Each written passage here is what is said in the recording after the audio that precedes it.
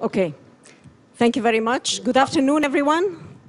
Let me first start by apologizing for the commotion that we had here, but as you have noticed, the previous meeting was a very important meeting as well, and it started pretty late. So they wrapped the meeting also quite late. So I hope that you do understand that. We think that also other people are going to be joining us later.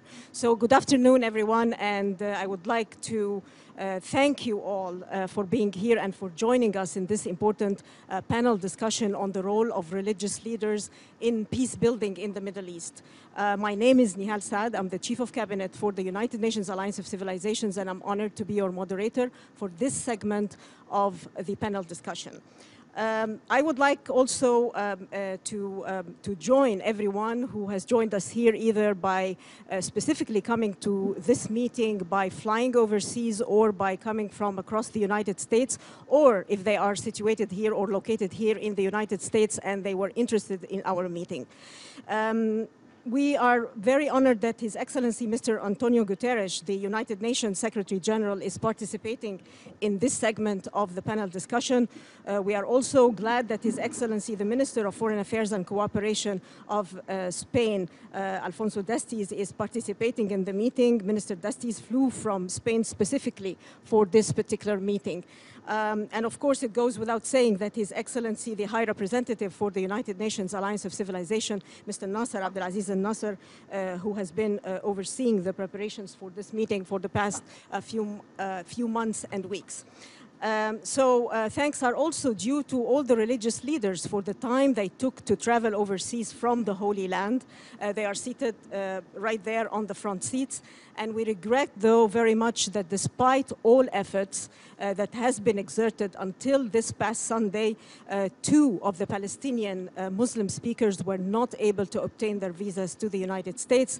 Sheikh Ahmed Al-Falouji, the chairman of the Adam Center for Dialogue of Civilizations in Gaza, and Dr. Nasser Din Sha'ar, professor at the Najah University, will be both joining us live throughout the meeting via video conferencing, and they are there on the screen. They are listening to us, and they will be watching everything. Hello, Sheikh Ahmed, and thank you for being here. Now, allow me to do some housekeeping notes before we start right now. And the duration of the opening segment is going to be 45 minutes. We have 6 speakers in the opening segment.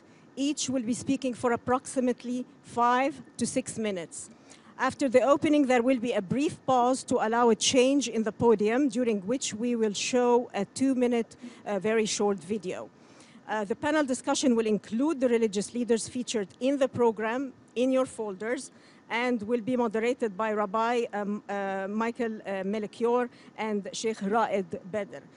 Sheikh Ahmed Al-Falouji and Dr. Nasser Al-Sha'ar, as I said, are going to be joining via video conferencing. The UNAOC social media team will be live tweeting this meeting. Tweets will be shown on the screen right there, and I encourage you to take part in the hashtag that we have created for that event, #ReligionsForPeace. The meeting is also live on webcast, untv.org/webcast. I would like now to give the floor to His Excellency Mr. Antonio Guterres, the United Nations Secretary General, who has on many occasions, either here or at the headquarters or in his overseas trips, stressed that faith leaders has the power to shape our world for good. Without further ado, Mr. Guterres, the floor is yours. Thank you very much. Your Excellencies, ladies and gentlemen, I want to thank the High Representative for the United Nations Alliance of Civilizations, Mr. Nasser Abdelaziz Al-Nasser, for organizing this important panel discussion. And I also commend the government of Spain, and particularly Foreign Minister Alfonso Maria Dastis, as well as the many religious leaders gathered here for your initiative. The Holy Land has a special place in the hearts of billions of people around the world. The faiths that you represent are branches of the same Abrahamic tree, and have done so much to contribute to enrich our world and global civilization. I am tremendously inspired and uplifted by your efforts to come together around shared values and the shared commitment to building peace. As you know better than anyone else, we live in a world where long-standing conflicts continue and new ones are emerging. And some parts of the Middle East have been the site of so much bloodshed and torment. With every passing day, frustration grows, hope diminishes, and the perspective of a peaceful resolution of the Israeli-Palestinian conflict seems more distant. As I have continuously stressed, the two-state solution is the only path to ensure that Palestinians and Israelis realize their national and historic aspirations and live in peace, security, and dignity. And the expansion of illegal settlements, or the violence, or the incitement undermine this prospect. In my opinion, there is no plan B. And conflicts in the Middle East continue to feed extremism and radicalization around the world. Indeed, we are witnessing a spiraling wave of discrimination and stereotyping of the other in many places. Religion is being distorted to allow to increase differences. And together, we must counter such narratives.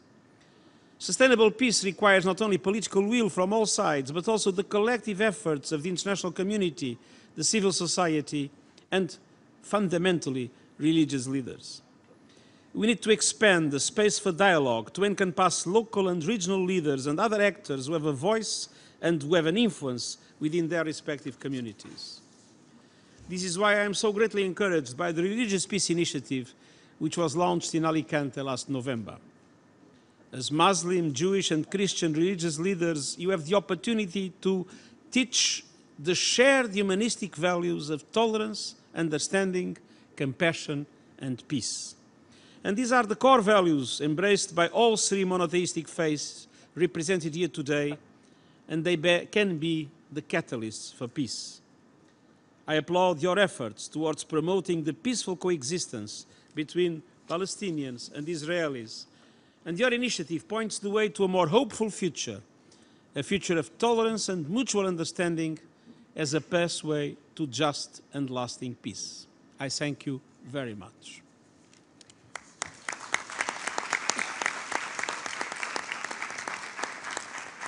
Thank you very much, Your Excellency, Mr. Secretary General. Those are very powerful words that you just said, words that you are saying today as UN Secretary General of the United Nations, but they also echo similar words that you have said in your former capacity as High Commissioner for Refugees, making a special effort to reach out to faith leaders. It comes to mind the important project that focused on the roots of modern refugee law and Islamic law. We thank you very much for being here. I now give the floor to His Excellency Mr. Alfonso Maria Dastis, the Minister of Foreign Affairs and Cooperation of Spain. Spain, in addition to launching this initiative, is the co-sponsor of the United Nations Alliance of Civilizations. The floor is yours. Thank you, Mr. Secretary General, High Representative, religious leaders, ambassadors, ladies and gentlemen. I'd like to begin by expressing my gratitude to the Secretary General for attending this meeting and for his vision in supporting preventive diplomacy as one of his key priorities. His participation today is a good example of his support to a comprehensive approach that includes civil society, and we are grateful for that. I also thank the High Representative for the Alliance of the Civilizations for co-sponsoring and backing this Spanish initiative to facilitate dialogue.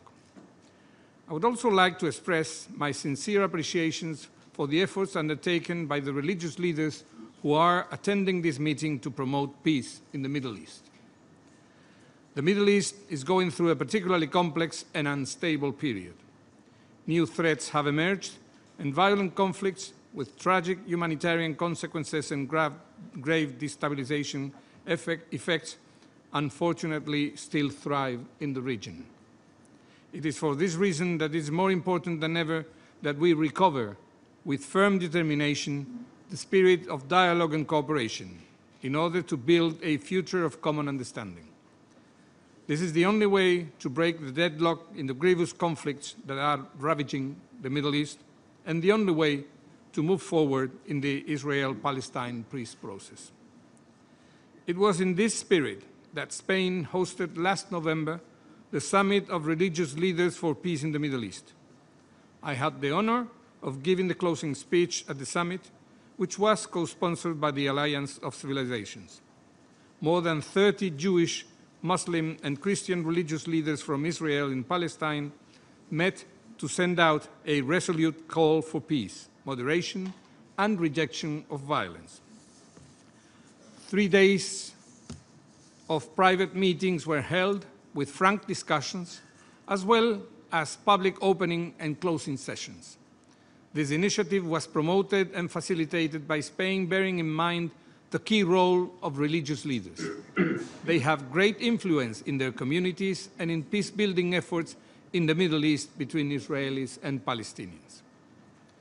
It has been 25 years now since the historic peace conference in Madrid, where the Israelis and Palestinians first sat down in a spirit of dialogue.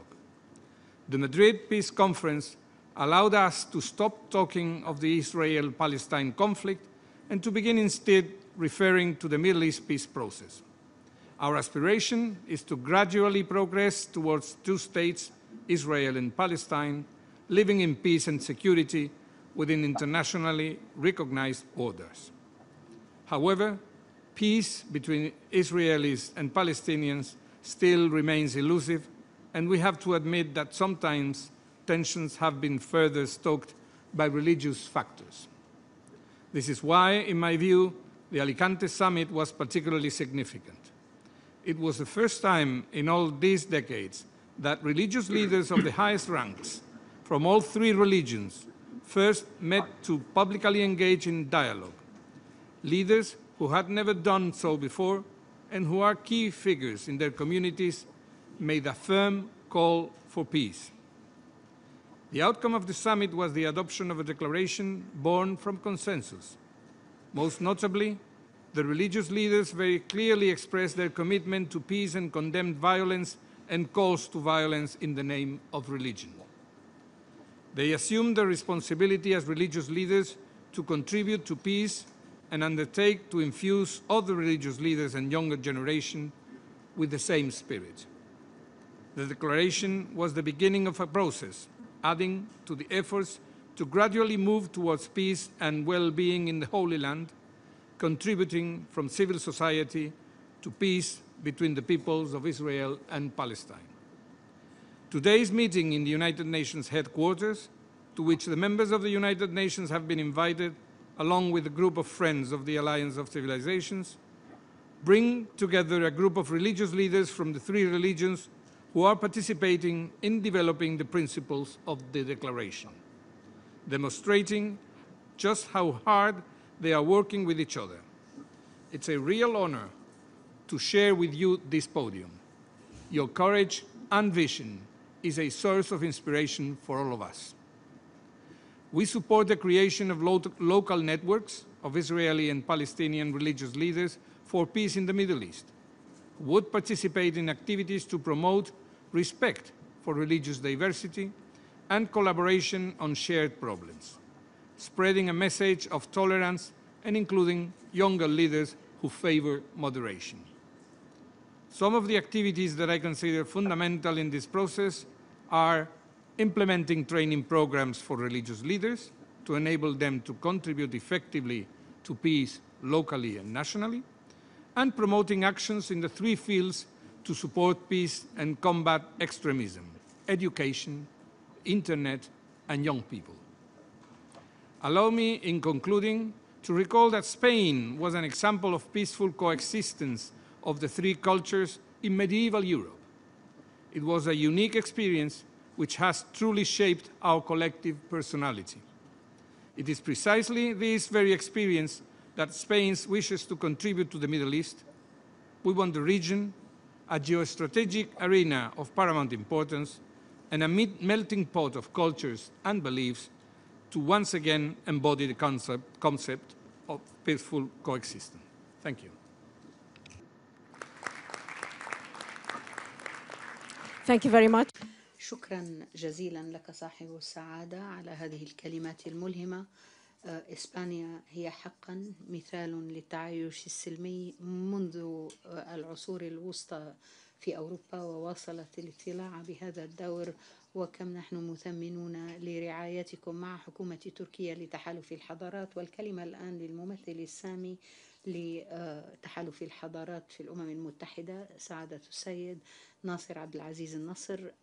سعادة السيد ناصر عبد العزيز النصر كان دائما يهدف إلى بناء جسور من التفاهم وإلى خلق منتدى عالمي للحوار عبر الديانات والثقافات والحضارات.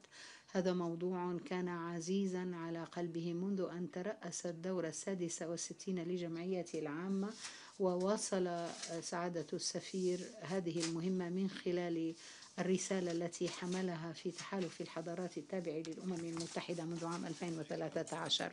لك الكلمة سعادة المندوب السامي صاحب السعادة سيد أنطونيو غوتيريش الأمين العام للأمم المتحدة، صاحب السعادة سيد ألفونسو ماريا داستيس وزير الشؤون الخارجية والتعاون في إسبانيا، السادة القادة الدينيون المبجلون، سيداتي وسادتي. اسمحوا لي أن أبدأ بتوجيه خالص الشكر لكم. Special gratitude to His Excellency Mr. Antonio Guterres, Secretary General of the United Nations, for his participation in this panel and his support for the United Nations Alliance of Civilization.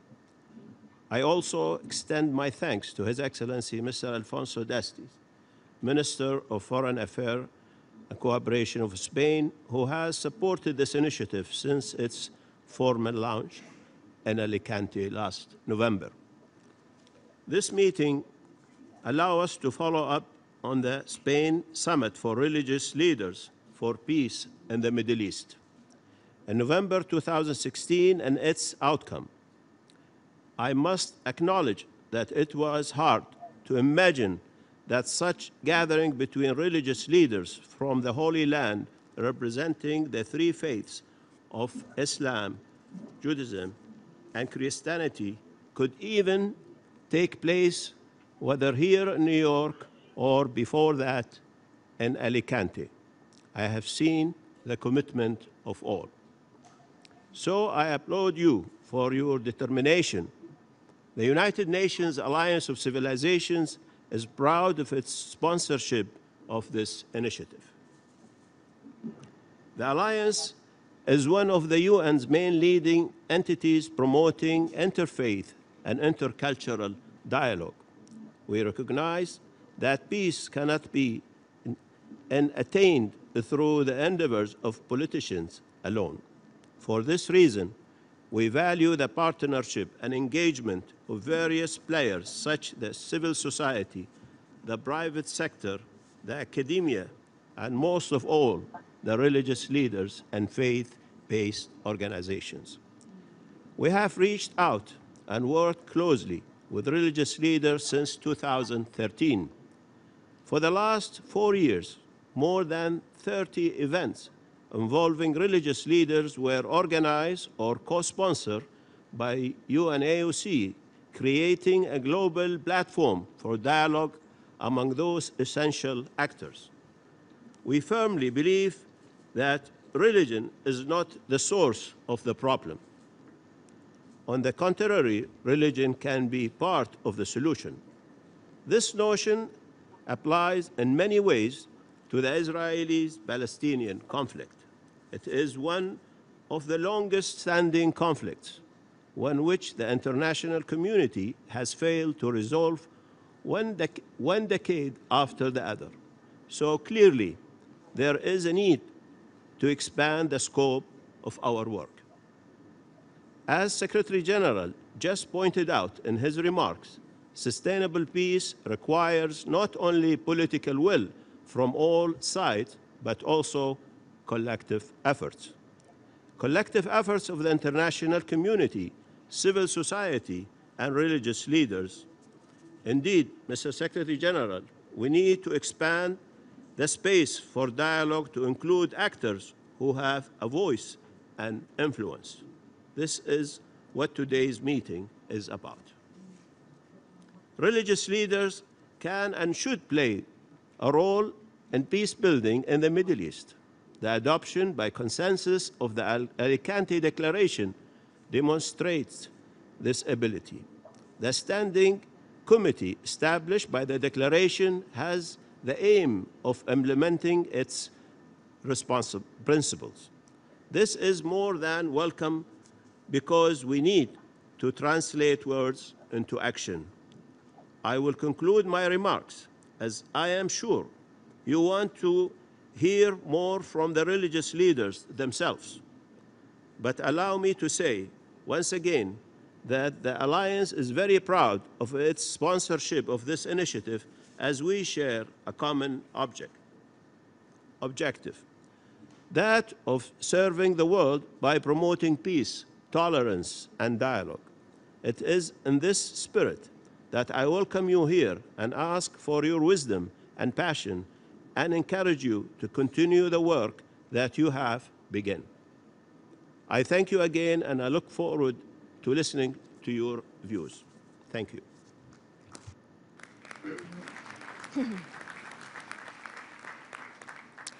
Thank you very much, Your Excellency, and indeed we encourage everyone to continue participating in this session in that spirit, that exact spirit that His Excellency, the High Representative, just described. We go now to Ramallah, and we invite His Excellency Sheikh Ahmed Abdelhamid El Falouji, who is the chairman of the Adam Center for Dialogue of Civilizations in Gaza. Sheikh El Falouji also served as the Minister of Post and Telecommunications in the unity governments in 1996 and in 2002. And in 2009, President Mahmoud Abbas appointed him as a member of the Islamic Christian Commission for patronizing Jerusalem and the holy sites.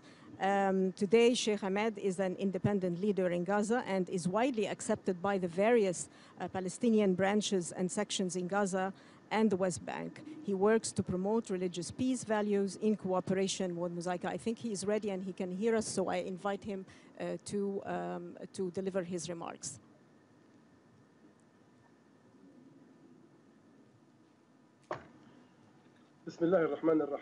In the name of God, the compassionate and the merciful, praise be to God, and prayers upon His Prophet and all the prophets of God. Your Excellency, the Secretary General of the United Nations, Your Excellency, the Minister for Foreign Affairs and Cooperation of Spain, His Excellency Nasser Abdelaziz Al Nasser, High Representative for the Alliance of Civilizations, distinguished guests, it is my extreme pleasure to be addressing you. How much would I have wanted to be among you? However, this would probably express to you the problem that we live day after another. I would like to begin by citing a surah from the Quran: "You people of the book, come to a word that's equal between you and us, that we only worship God, we do not take partners, and that some of us would not take others as masters. I greet you from the land of peace, from the Holy Land, a land that is yearning for peace. I greet you from a region that is considered the cradle of religions. I greet you from this holy and sacred land that looks up to you, hoping that you will be able to stop the bloodshed in it. This land that loved the prophets, this land around which all the prophets converged. Therefore, we have to understand the importance of the religious element in the souls and the minds of the people of this region. We would be extremely wrong if we believe that peace can be made without realizing religious peace first. Many of the political leaders in the past decades committed gross mistakes when they either ignored or rejected allowing the religious scholars to participate in the peace process. I believe that this was one of the most important factors that contributed to aborting the peace process in the region. I would like to speak about my personal experience, an experience that you might be contradictory on the outside. However, it is really harmonious inside. I worked for years in an Islamic somebody say that I may have worked in Hamas, the Islamic resistance group, and that I worked in the military arm of the group. I used to believe that this is the optimal way to achieve peace and realize rights. Then I moved to political work. When we concluded Oslo, we all believed and we were really hopeful that the Oslo agreements may actually achieve peace in the region. So I crossed over to the camp of peace through legislative elections, and then I became part of the legislature, then a minister, and then a personal advisor to President Arafat. However, even through the negotiations, we failed to achieve peace between the two people. So where is the problem? And here I would like to ask, what is the fault? I believe that we were at fault because we failed to discuss the religious peace, that the men of the religious men were not allowed to play a role, and therefore the Islamic movements entered everywhere to prove their existence because the politicians did not recognize a role for the men of religion in the beginning. So from here, the Adam Center for the Dialogue of Civilizations came in Palestine, and my friend Rabbi Michael Melchior, we've worked together for over 15 years to build an Islamic, Jewish, and Christian meeting point that believes in peace and in realizing rights, because the three of us believe that without religious peace, without understanding among the three religions, without the support by religious people to the rights of people, peace will not be realized. We started our process 15 years ago. We were aware that we were to be faced with many obstacles on all sides, and many of the Palestinian and Arab and Israeli Jewish leaders did not feel comfortable, they were not supportive of our work, and therefore they put obstacles on our way. And I personally was not harassed by the Palestinian side, I was harassed by the Israeli side as well, as if they did not want people like us to move on to the camp of peace. And nevertheless, our experience scored huge successes, huge achievements, the most important of which are the fact that very influential leadership circles and other Islamic movements became closer to our line of thinking. Many people started believing that actually our line of thought, which is the religious coalition first, will be the coalition that will lead to establishing genuine peace in the region. And difficult as it is, it remains the shortest ways. And therefore, we looked forward to leaders from Israel, from Palestine, from Jordan, from Tunisia, from Egypt, from Morocco, and from the Arab Gulf, and from more than one country in the world. They were convinced of our line of thinking. And I would like to assure you, Your Excellency, the Secretary General of the United Nations, I would like to assure you that we are not an alternative to political work. We're not an alternative to politicians. We support all work on the road to peace. And therefore, I said, as you said in your speech, Your Excellency, that without a solution, a just solution to the Palestinian question on the basis of the decisions of international legitimacy, it will be extremely difficult for us to score any progress.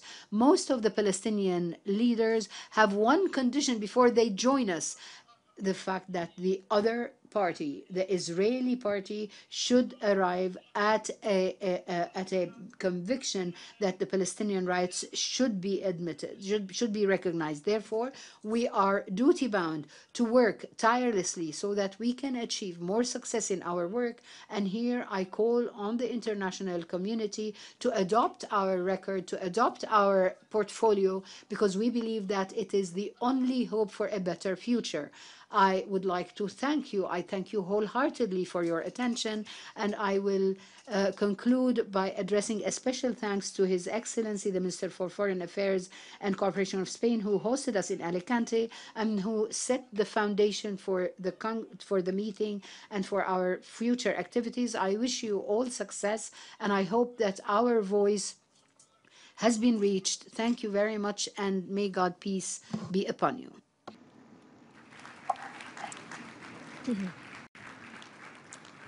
Thank you very much, Sheikh Hamad Al-Fallujah, for your powerful words. And I would like that you stay with us, because you will be listening to the rest of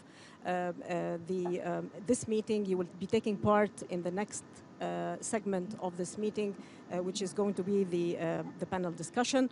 Very powerful words that you said, and stressing that in the absence of religious peace, there will be no comprehensive peace. Of course, complementarity is very important, as you said, when it comes to achieving lasting and durable peace in the Middle East.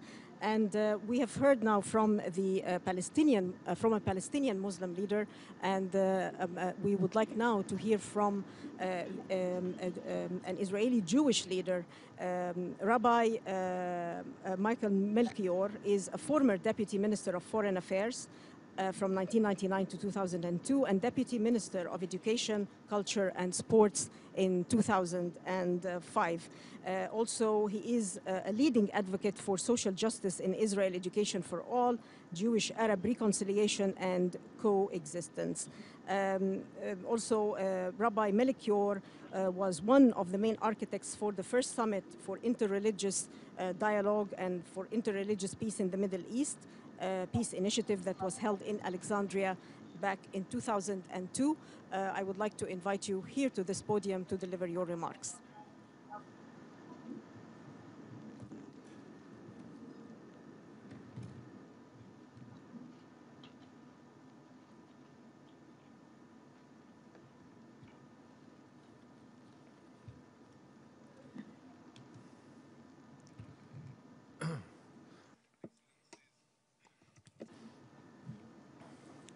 I will start in my language, in Hebrew, with your permission.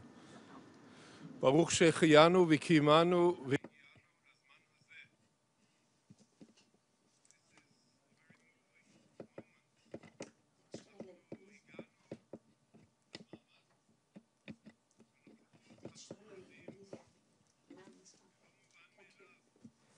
לאום שיושב בראשנו, שר החוץ, לא כל יום שר חוץ טס לפה, לניו יורק, רק בשביל להיות איתנו, לקדם שלום דתי, לא מובן מאליו. הנציג העליון של ה-Alliance of Civilizations נותן את כל התוקף של הארגון המשמעותי הזה מאחורי היוזמה שלנו.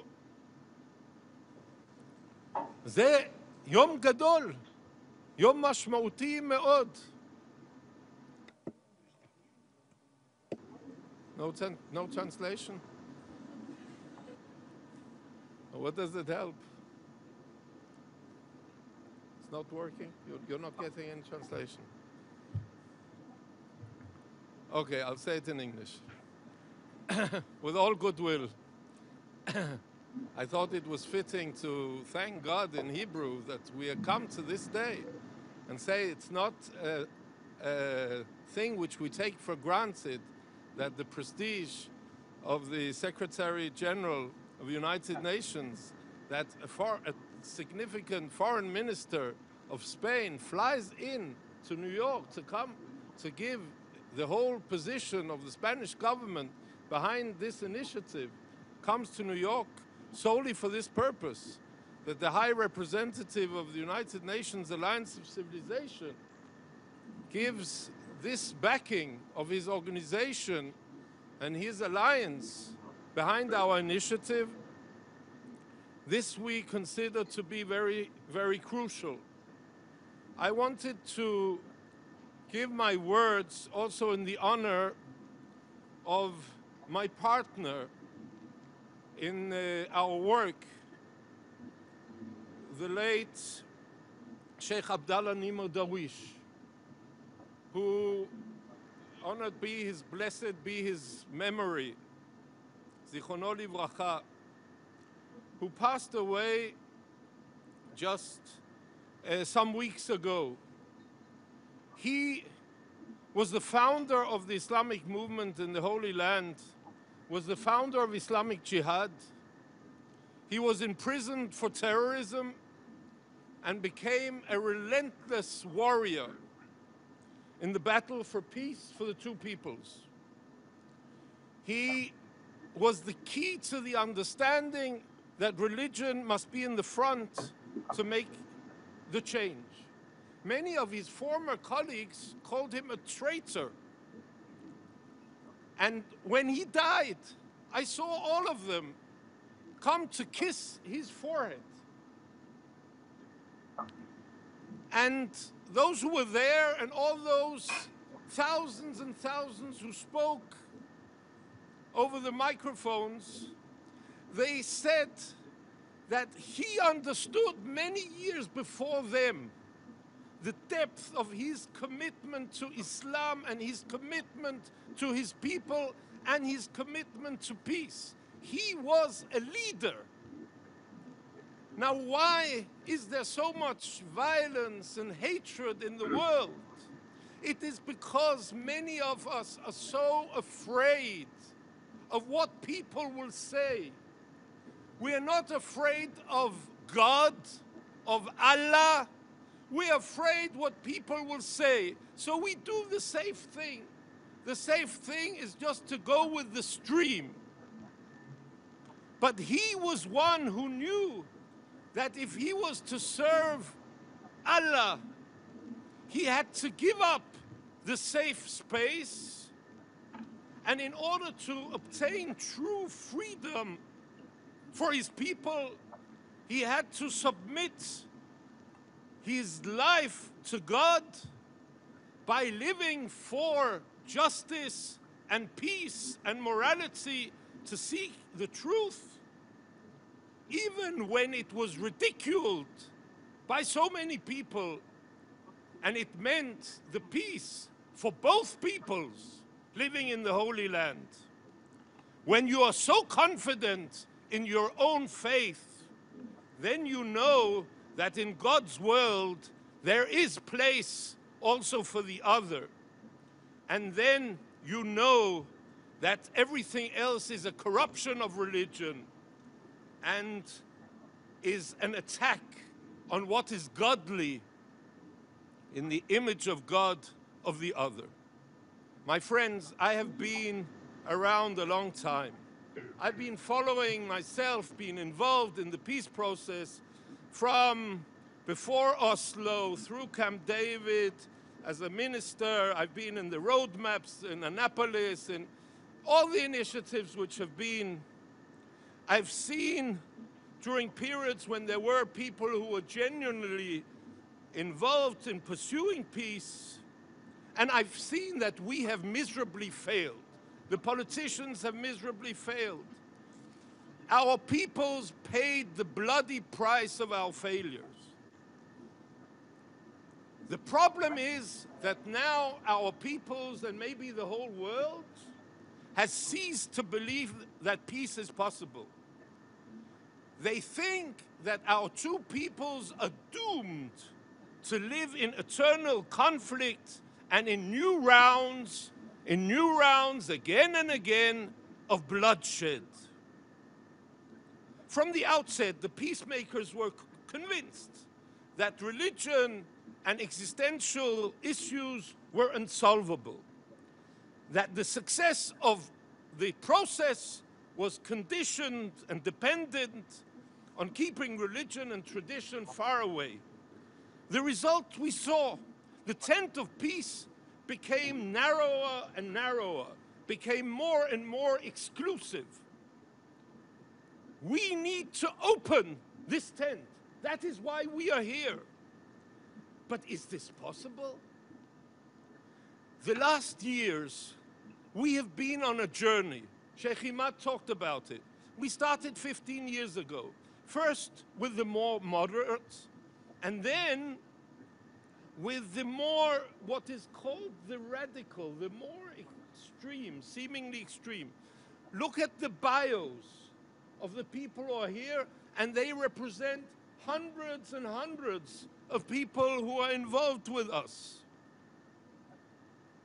The story I have to tell you today is that in both sides, there are people who want to be part, Jews and Muslims, of the search for peace.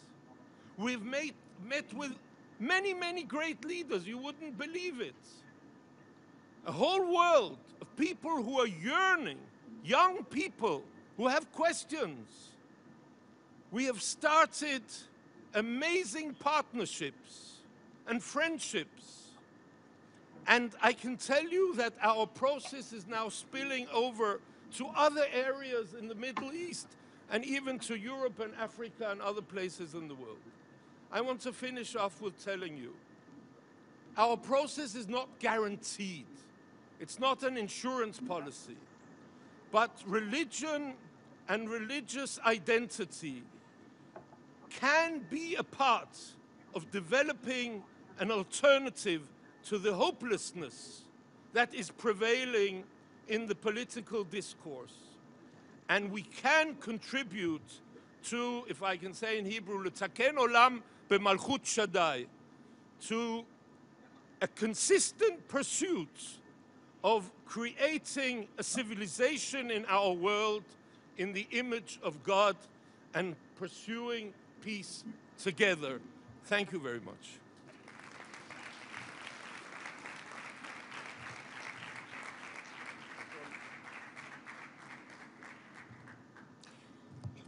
Thank you very much, Rabbi Michael Melikior. And I just want to confirm that there is actually interpretation from Hebrew into Arabic and from Arabic into Hebrew. It seems that there has been a slight glitch in the system, and so that's why you were not able to hear the interpretation at the very beginning. We can continue doing that as soon as the next panel begins. I would like now to invite to the floor, and please restrict your remarks to 5 minutes, His Beatitude Theophilus III. He's the Patriarch of the Holy City of Jerusalem and all of Palestine and beyond, the Jordan River, Cana of the Galilee, and Holy Zion. His beatitude served as the Archbishop of Tabor before he was officially enthroned as Patriarch of Jerusalem and all Palestine. The floor is yours.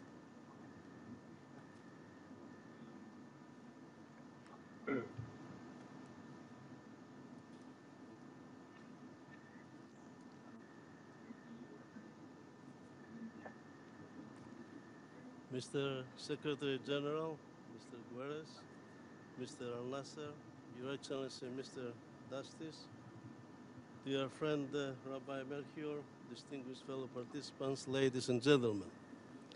It is an honor and a privilege for us to participate in this important gathering on peace building in the Middle East. As the oldest continuous religious institution in the Holy Land, the Patriarchate of Jerusalem has long been committed to this mission, and we bring the experience of what we call in Greek language symbiosis, that is to say, life together in respectful coexistence, to the urgent task of finding new ways to establish and deepen and lasting peace in our region. There has never been a more crucial time for this work, and we applaud both the United Nations and the Alliance of Civilizations for your focus on this. From our perspective, we would like to take this opportunity to articulate what we believe to be several foundational aspects to enduring peace building in the Middle East. The first point we wish to emphasize is in the title of this colloquium. The building of a lasting peace in the Middle East is not simply a matter of political will or expediency. Without a proper understanding of the role of religion and the responsibility of religious leaders in this process, we shall continue to stumble on efforts for peace. We cannot pretend that religion is not a factor in the complexity of our life, nor can we ignore the significant role that religious leaders across the board in the Middle East must play if peace is to be given a real chance of emerging from our present extreme difficulties. To pretend that religion is not important or to think of the religious aspects of our common life in the Middle East as an inconvenient distraction from what others see as purely a political or diplomatic exercise is naive at best and undermining of genuine peace building at worst. Our region cannot be separated from its religious character. It is a place of prophets and saints, a meeting place of the human and the divine, and the source of spiritual refreshment for the entire world. All of this transcends states and man-made authorities.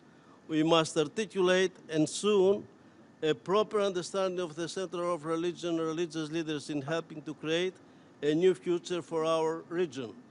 The title of our meeting today, therefore, captures a truth of which we must not lose sight. For generations in the Middle East, we have striven to find common ground on which all may stand, or perhaps better put, on which we all may live, in the full appreciation of our uniqueness as well as our shared heritage. Once we accept the central importance of religion in the creation of a just and lasting peace in the Middle East, so much more falls into place. We acknowledge our common faith that the Creator is one. However, we articulate our respective theologies. We are together the children of a great monotheistic tradition that is formative of the Abrahamic faiths and unites Jews, Christians, and Muslims at a deep level. No other tradition unites different religious groups as this does, and while we have long recognized this phenomenon, we have never lived its fullness with respect to creating a society that completely appreciates its force for good. From our faith in the one God derives our understanding of our common humanity. Our traditions witness to the belief that we are created in the image and likeness of God, and that God has invested in each human being infinite worth and inalienable dignity. In our respective traditions, after our faith that God is one, next in importance is our doctrine of the human person. Our traditions share the conviction that each person is capable of an intimate and eternal relationship with God, and that God has created human beings for fruitful, intimate, mutual community, even across our God-given diversity. From this understanding of our common humanity, which is not first and foremost a political or biological reality, but a fundamental theological truth, derives our commitment to the further truth that we share a common home. In the first instance, the earth is our common home, but with respect to our discussions today, we must emphasize that the Middle East is the common home to Jews, Christians, and Muslims, as well as to other religious traditions and communities. Needless to say, this means also that we share a common history and a common culture. This understanding of the Middle East as our common home is of supreme importance. We are all, without distinction, Jew and Muslim, and Christians, children of this holy land, and without, for example, a robust and vibrant Christian community in the Middle East, the region would lose its authentic identity. We Christians are not merely inhabitants of the Holy Land in Jerusalem, for example, which is the spiritual heart, the intima, or place of belonging, as it is called in Arabic. We have had a special place and role for millennia. As the heirs of sacred history and the physical heritage, Our unwavering mission has been to ensure that the holy places are open to all people regardless of their ethnic, cultural, religious, or national identity. We ardently promote inclusiveness, knowing full well that claims of exclusiveness always produce conflict and do not do justice to our peace-loving and merciful God. Sorry to remind you that in the Middle East time has no significance. None of us are guests or intruders. Our respective traditions were born in the Middle East, and we are natives of that land. As strange as it may be to have to be clear about this, there are still those who believe otherwise and who resort to violence to attempt to make the Middle East a monocultural or mono-religious region. The Middle East has never been this. And the last point that we wish to promote flows naturally from these considerations, for we share a common destiny. We share a common destiny with respect to the political, economic, cultural, and religious life of our region. But our Abrahamic traditions also attest that we share a common eternal destiny, a destiny in which Jerusalem, a city that is equally holy to us all, plays a significant spiritual and emotional role. Jerusalem is considered to be the spiritual capital of the whole world. The ceaseless flow of pilgrims who come on a daily basis is an ample evidence on this. As the Holy Land is home to all of us, so too Jerusalem is. We may inhabit them, but in a real sense, we can never possess them. Rather, they, inverted commas, possess us, they embrace us in this eternal destiny that demands that we find ways to live in peace, harmony, and mutual respect in this present life.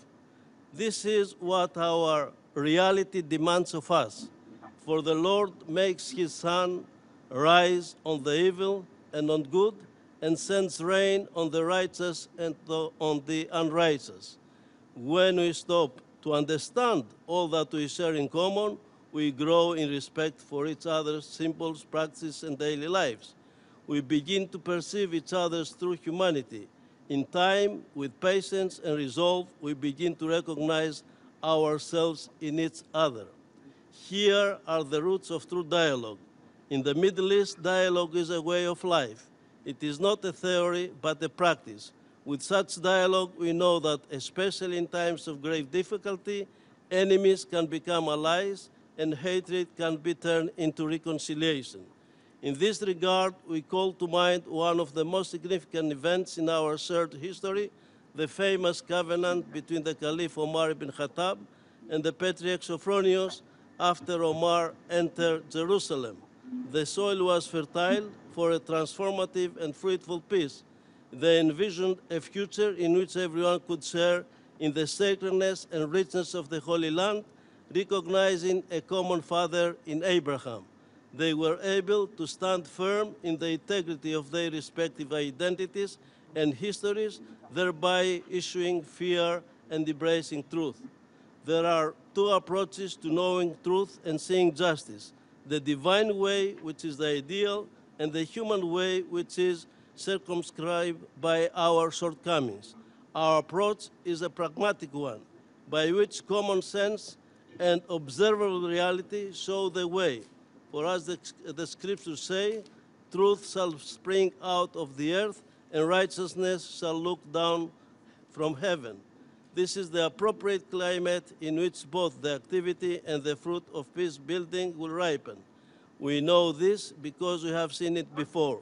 We are always inspired first by the prophets and revered personalities of our respective traditions, but also by the great leaders of the world now memorialized by all humanity. From their struggles and sometimes untimely deaths have sprung forth courage, peace, and progress, and they have inspired countless ordinary men and women who in their local communities, where there has been violence and enmity, have been prepared to take risks for a new future of reconciliation. The reconciliation we speak does not mean depriving each other of our national, cultural, or religious identities. We readily admit that reconciliation demands sacrifice, but it does not demand the loss of our uniqueness. This is the path to realistic, mutually respectful coexistence, which is a far more enduring life than mere tolerance. The task before the religious leadership and, of course, before us is to have the courage to be able to make the proper sacrifices for the sake of peace.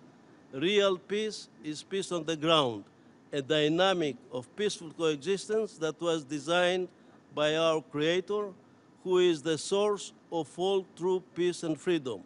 Our encounter here today at the United Nations is an example to our communities that what some may deem impossible is in fact possible. And with the enlightenment of our faith, we shall be able to build that peace of which Jerusalem is our earthly symbol. Thank you for your patience.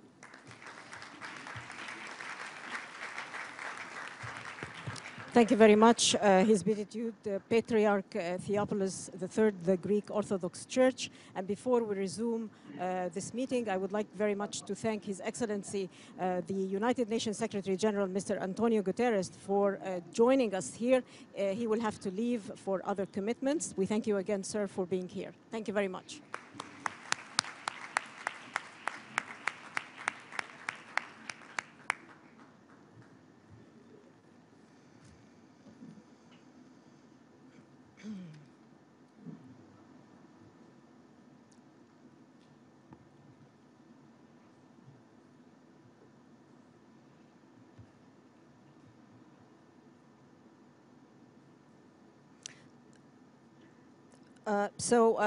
Ladies and gentlemen, please remain on your seats. We are going to be showing a very, we would like to thank also His Excellency, the Foreign Minister of Spain, for being here. He is going to be leaving this meeting, but also he can always join us on webcast to see the rest of this meeting. While we are changing the podium, you can watch a very short video that we have compiled of the meetings that the religious leaders had last November in 2016 in Spain, in Alicante. So I would like to invite the speakers in the panel discussion to take their seats, and we are going to be guiding them as to where they are going to be sitting.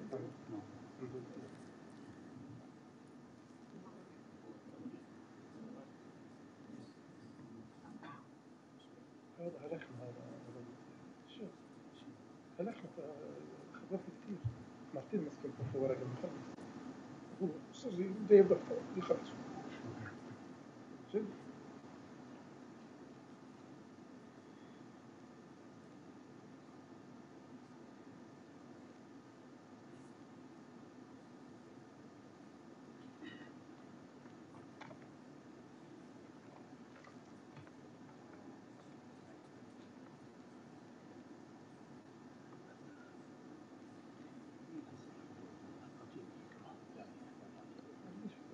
بالعالم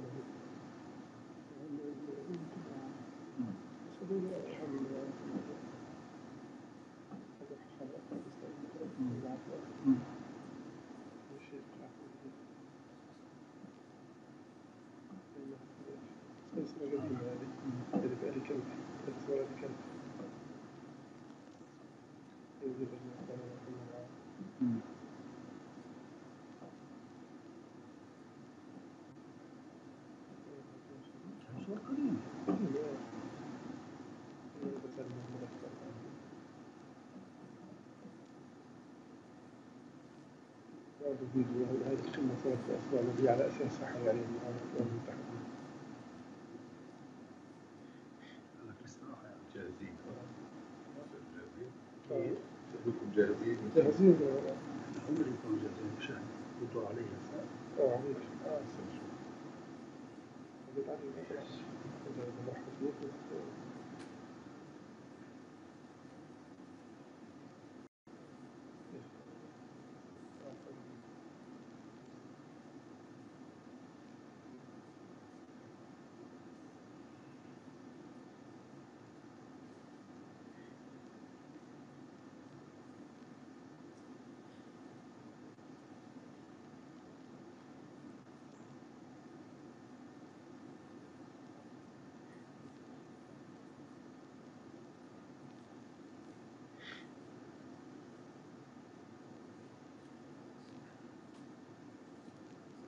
يعني هسه علي الدور نعرف انا هم بيستخدموه مع بعض يعني بيبينوا مع بعض. مش بوخرها بس لما تفوت انا بوخرها ورا بصير بس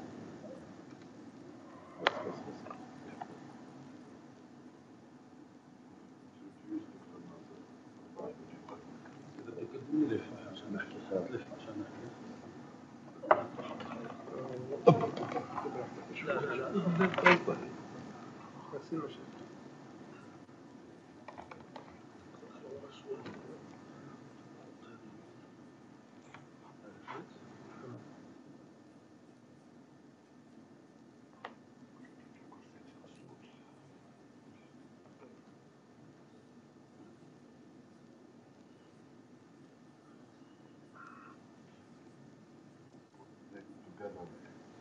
اثنين مع بعض. بدهم ياكلوا اثنين مع بعض.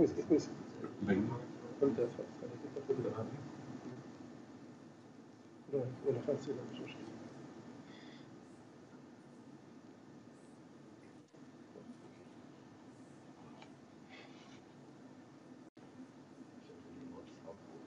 ايه؟ تطوير تخصص بالتلفزيون تركيا.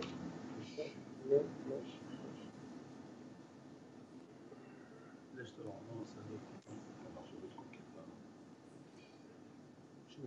انا قلت لك بتزبطش الاثنين مع بعض، اذا بدي احكي هسه بتزبطش. هيك هيك المعنيين مش طالع دكتور. انا عارف من طلع عامل هيك ومش طالع شو عمل؟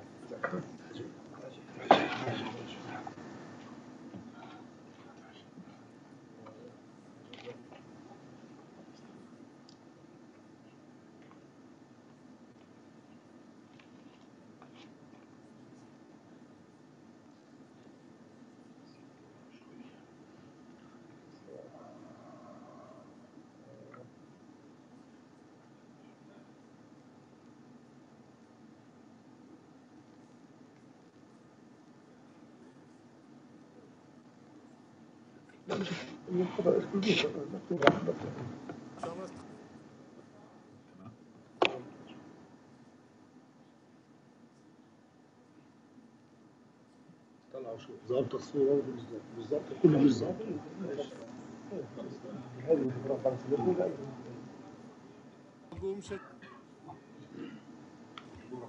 כולם שומעים? אנחנו לא שומעים?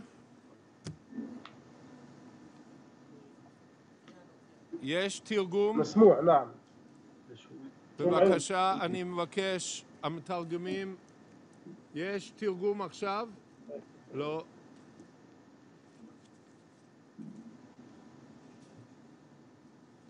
מה?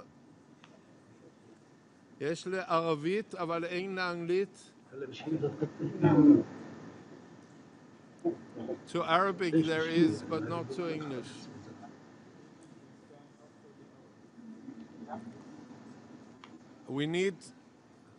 We need to have translation both to English and to Arabic from Hebrew, please.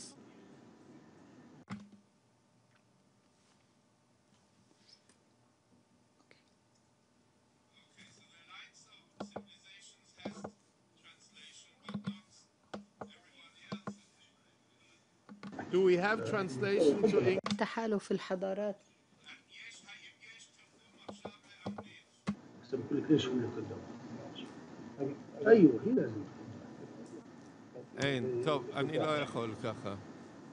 طب هذا شو זה לא الجسد؟ עובד. يعني זה לא עובד. טוב, אז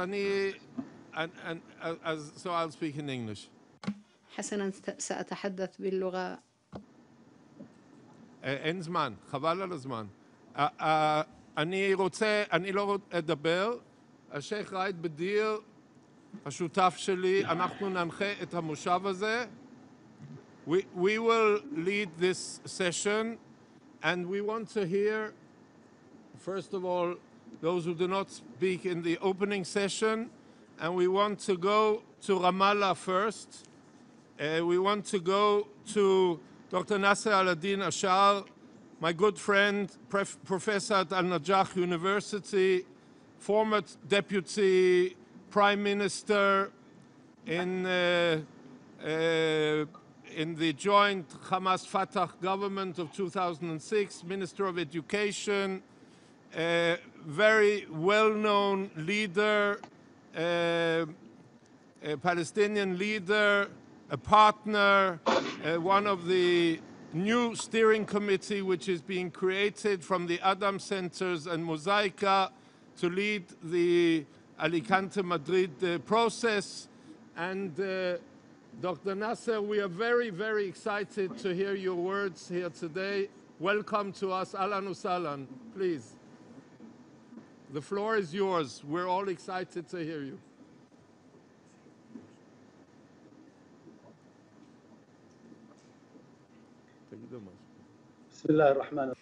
In the name of God, the compassionate, the merciful, praise be to the Lord, and peace be upon the Lord.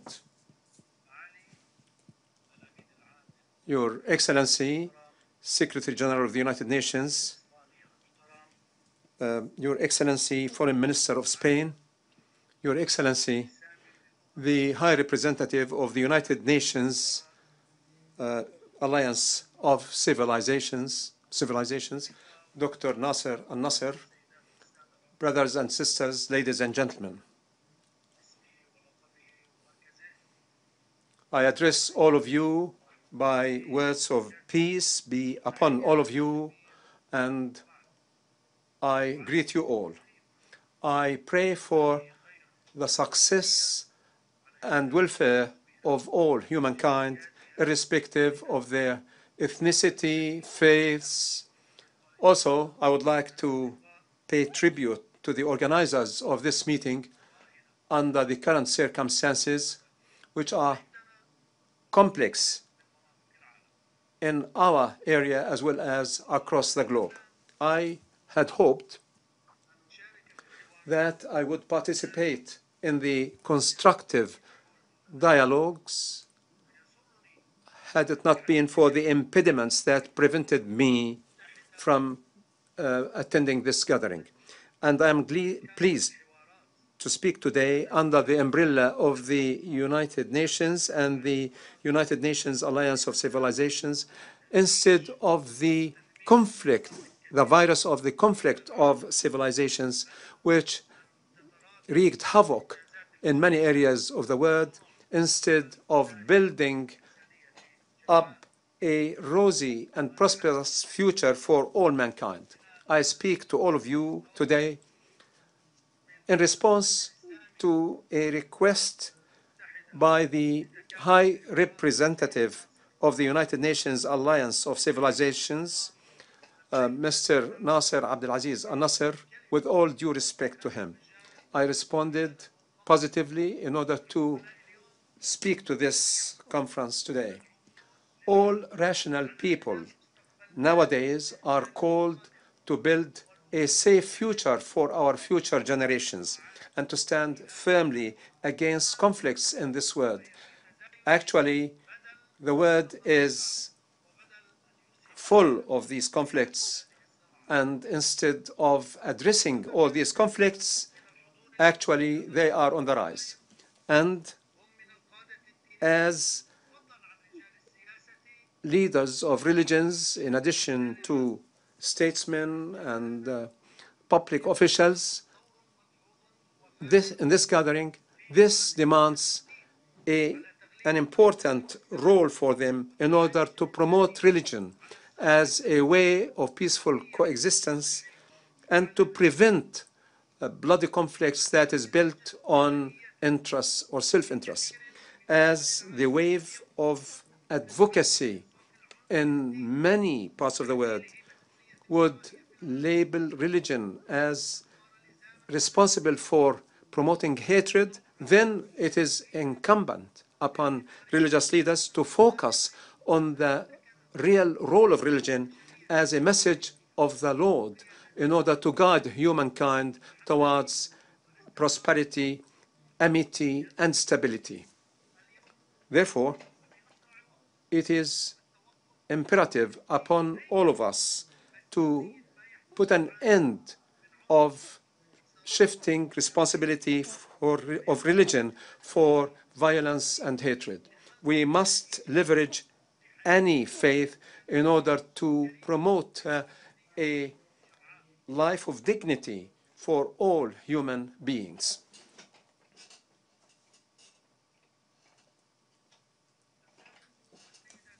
Distinguished ladies and gentlemen, I address you today from the Holy Land, which was blessed by the Lord for all mankind. In the scripture, it is the source of all monotheistic religions that spread across the globe. It is a land where the mosque is not far from the churches, and all faiths have coexisted over the millennia. But today, at this very moment in particular, and in order to be frank, at least with ourselves, what is taking place today to prevent even the call of prayers in one of the holiest shrines of Islam in a form unprecedented by a state which is a member of the United Nations and the international community, with silence from the international community. We know how would this feed hatred, and this would have repercussions throughout the entire Middle East region and the globe. Certainly, we cannot make the whole issue focused on the right of worship, but we must speak in absolute candor, and we have to be true to ourselves that the continuation of the longest and the last occupation of the land of others, even as categorized by the United Nations, which is the issue that is fomenting hatred and violence in the region and indeed the whole world. The people of Palestine has paid a very precious price in pursuit of peace and stability, and conceded 80% of its historical land in order to live on the remaining 20% of its land. Against this backdrop, can we, as religious leaders, intellectuals, persons of law, in order to support this experience, in order to promote stability and peace, or let it squander it so that the future generation would pay a price in terms of its life and its blood? Distinguished ladies and gentlemen, we have to be frank and honest with ourselves. Justice is the word of God, and God committed himself to this concept. Justice is the message of God to people, to humankind, in order to commit to. And it could be the cause of destruction of peace and stability and peace in any society would be rooted in ending oppression and indeed occupation, which sours every aspect of life, destroys our internal souls, and it is self-destructive. So all of us are requested to work together in the name of religion, any religion, politics, intellect, logic, law, in order to end this bitter conflict by way of our commitment to the Word of God, first and foremost, and to respect ourselves in the second place, and to protect our future generations in the third place. Distinguished ladies and gentlemen, it is appropriate on this occasion, you're meeting under the umbrella of the United Nations, and this makes it imperative upon this world organization, which represents the peoples of the world, to engage more actively and in a real partnership in order to end this conflict in a just way, and not to be satisfied with just observing that conflict unfolding. We must be partners and all segments of human beings in all its segments and layers, especially the religious institutions and the religious leaders of all faiths must work together. What is taking place cannot be accepted by God, the Lord, and cannot be accepted by any true faith. All of us are required today, before it is indeed too late, not only in the interest of our region, but in all areas of conflict across the globe, that all should move, especially religious leaders from all faiths, in order to end this bitter conflict, and that the word of religion must be first and foremost, and the word of God must be heard. Once again, I thank you for participation, and I thank you for inviting me to participate in this August Assembly. I thank Mr. Nasser al-Nasser for inviting me to make these remarks. I wish you well, and we must reiterate the word of God, and we must be committed to the justice advocated by Lord. Peace be upon all of you. Thank you.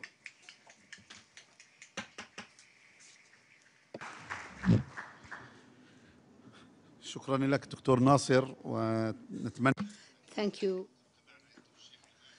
Thank you, Dr. Nasser. I hope that you will be talking to us in the name of God, the compassionate and the merciful. We'd like to thank the United Nations, represented by its Secretary General, and thank the Spanish government, represented by the Minister for Foreign Affairs, and Dr. Nasser al-Nasser for hosting us. I am Ra'ed Budair from Kafr Qasim. I'm a Palestinian Muslim. I have the Israeli citizenship because I was present in the Palestinian hinterland in 1967. The Sheikh Abdullah Nimr Darwish, mentioned by Rabbi Melchior, is a well-known dignitary in the Middle East, and I am his first disciple. I am his first student. I lived with him for 35 years until the last very moment. I am his confidant. In 1998, with Rabbi Melchior, I sat and he spoke about the need for us to make religion contribute to stability. He summoned me. He asked me, do you think that people would accept this idea? We always hear that that religion is jihad, is struggle, is being strict with people. Why don't we say that faith is love, faith is peace? Why don't we say religion is tolerance? Is there really a clash of religions? The clash is in the mind of those who commit to faith. And before we change it, the strife itself is not in the faith. It is in the people who profess the faiths, in the minds of the rabbis and in the sheikhs. I remember a meeting that took place 17 years ago, in which he asked, to where would we arrive? Would people accept us or would people reject us? I remember that Rabbi Melchior said, if we were alone, if we too alone were the supporters, the advocates of this line of thought, we will remain alone. However, now, thank God, we are at the United Nations. We have a coalition, a strong coalition that carries a message for peace. I'm going to give the floor to Ms. Adi.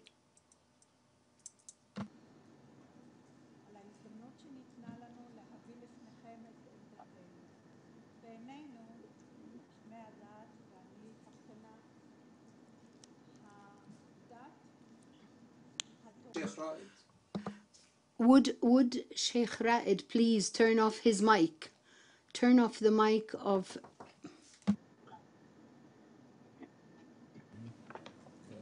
Okay.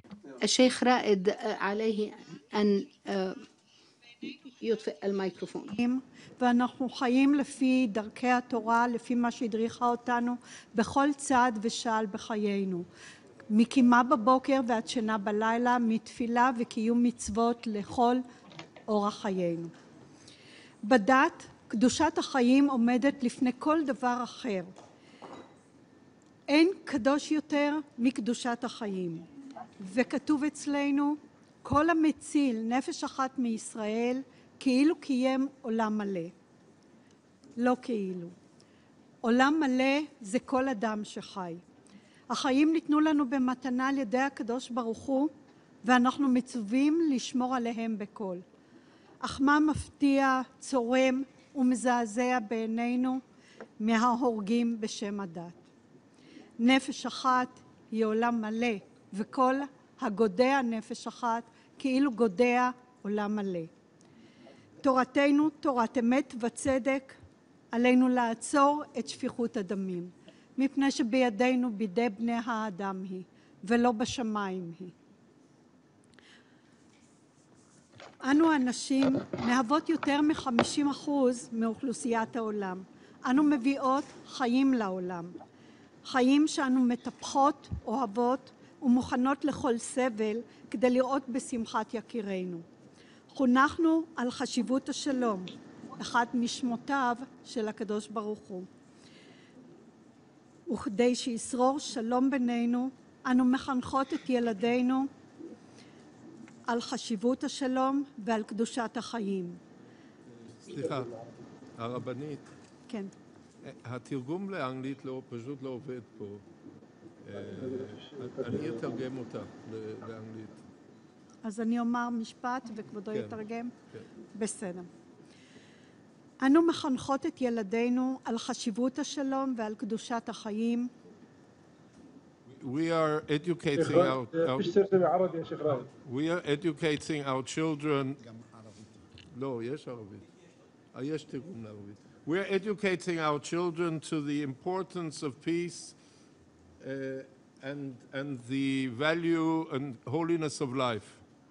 במפגשים בין נשים מוסלמיות ודתיות עולה בינינו הקריאה לכינון שלום. In the meetings we have between religious Muslim women and Orthodox Jewish women, we call together for peace, and we invest in this talk about peace. ברור שהתהליך שעוברות הנשים במפגשים אלה מביא לקירוב לבבות, לאהבה, לאחווה וקירוב בין דתי. It is obvious that at these very special meetings we get much closer in our hearts, we come closer to each other, to love of each other, and this is a very important change in the attitudes between the two populations. דבר זה אין ספק שיתרום להבנה הברורה שהדת היא המפתח לשלום.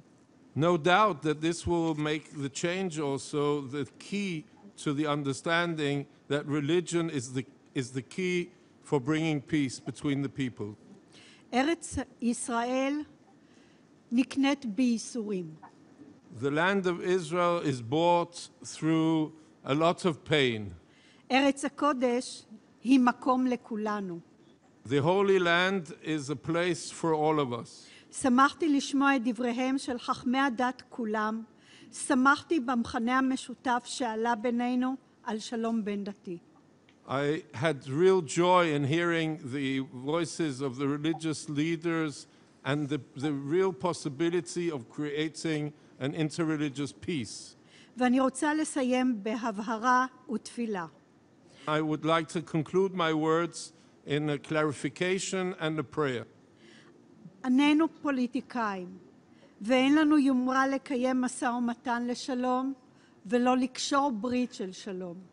We are not politicians, and we have no aspirations to make a political truce or to make a political deal. אבל אנחנו רוצים לקדם אותו, ואנו פועלים ויוצרים אווירה שתקדם בברכה את השלום בין בני האדם. but we do want to pursue peace, and we want to create the atmosphere which will make peace between our peoples and between human beings possible. ותפילה בפי שיתגשם חלומנו לחיות בשלום ובאחווה. And in my mouth there is a true prayer that we will fulfill the peace and that we will live in tranquility between our peoples. ויתקיים בנו וכיתתו חרבותם לעתים וחניתותיהם למזמרות. And shall be fulfilled the words of Isaiah, which is also outside now here, the United Nations, that the swords shall be melted, that the swords shall be melted to plowshares and and whatever. This is, you have to get Eben Ephata. This is the words of Isaiah, which everybody knows. If you don't know, go out and look outside the United Nations. Thank you very much.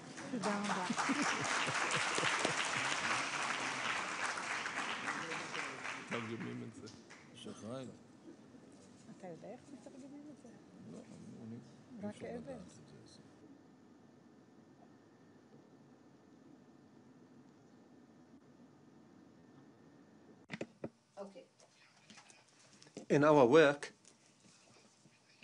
we don't run away from anything. We do not try to hide anything. We discuss everything, and access to these rooms and gatherings are not easy. They are not just gatherings for exchanging greetings. Sometimes we clash.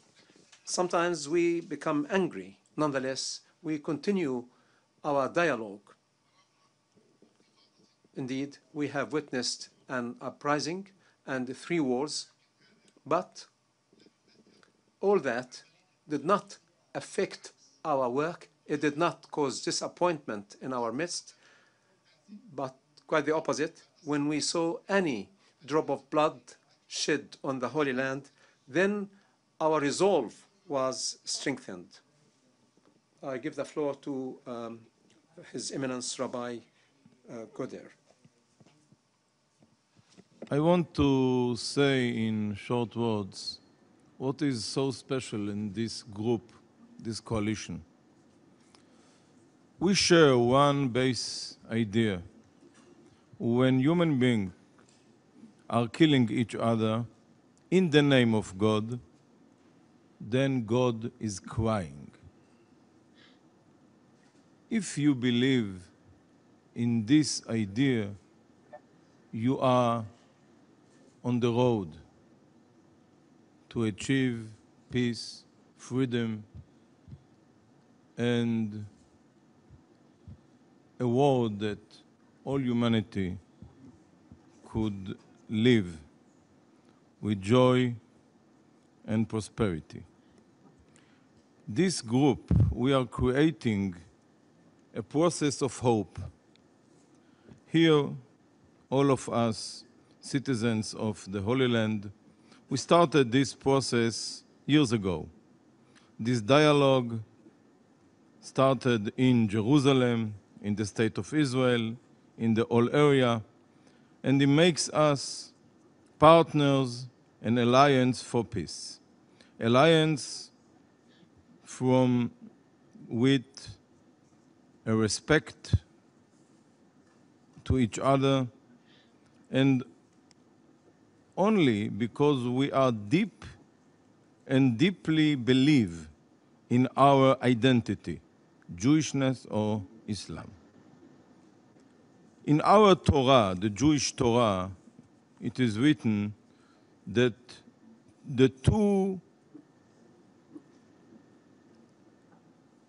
kids of Abraham, our father Abraham, or the prophet Ibrahim el-Khalil, the 2 of them together, they buried him in Hebron, in the cave in Hebron.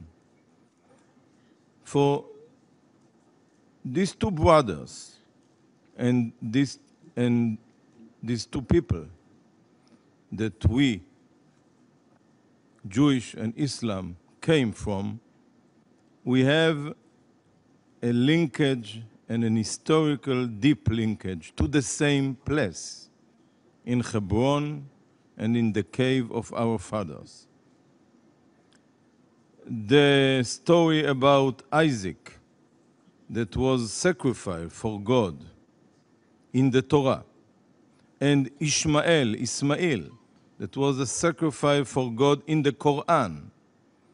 These two stories take place in the same place, in the mountain, temple of the mountain of the temple, and in Haram al-Sharif, the same place.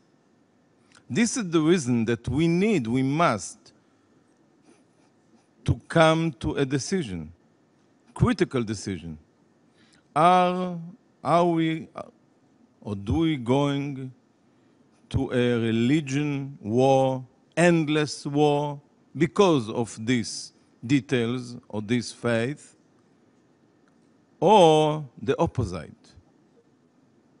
The same place and the same faith order us to live together and to fulfill God's will in God's land, and what is His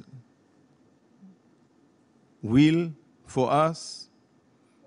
Like any father, to see his sons live together with respect, with quality rights, religious rights, and citizen rights, and help each other all the time when it's necessary, when there is a time of catastrophe or a sad event, and especially in good events.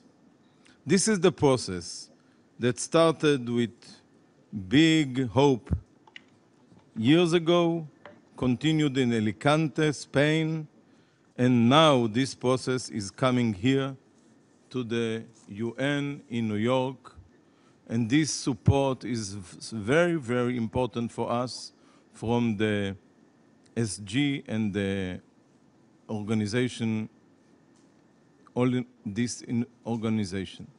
So we call from here to the UN here to support and to lead this process. We can do it in our experience with Mosaica Center, with Adam Center in the Holy Land.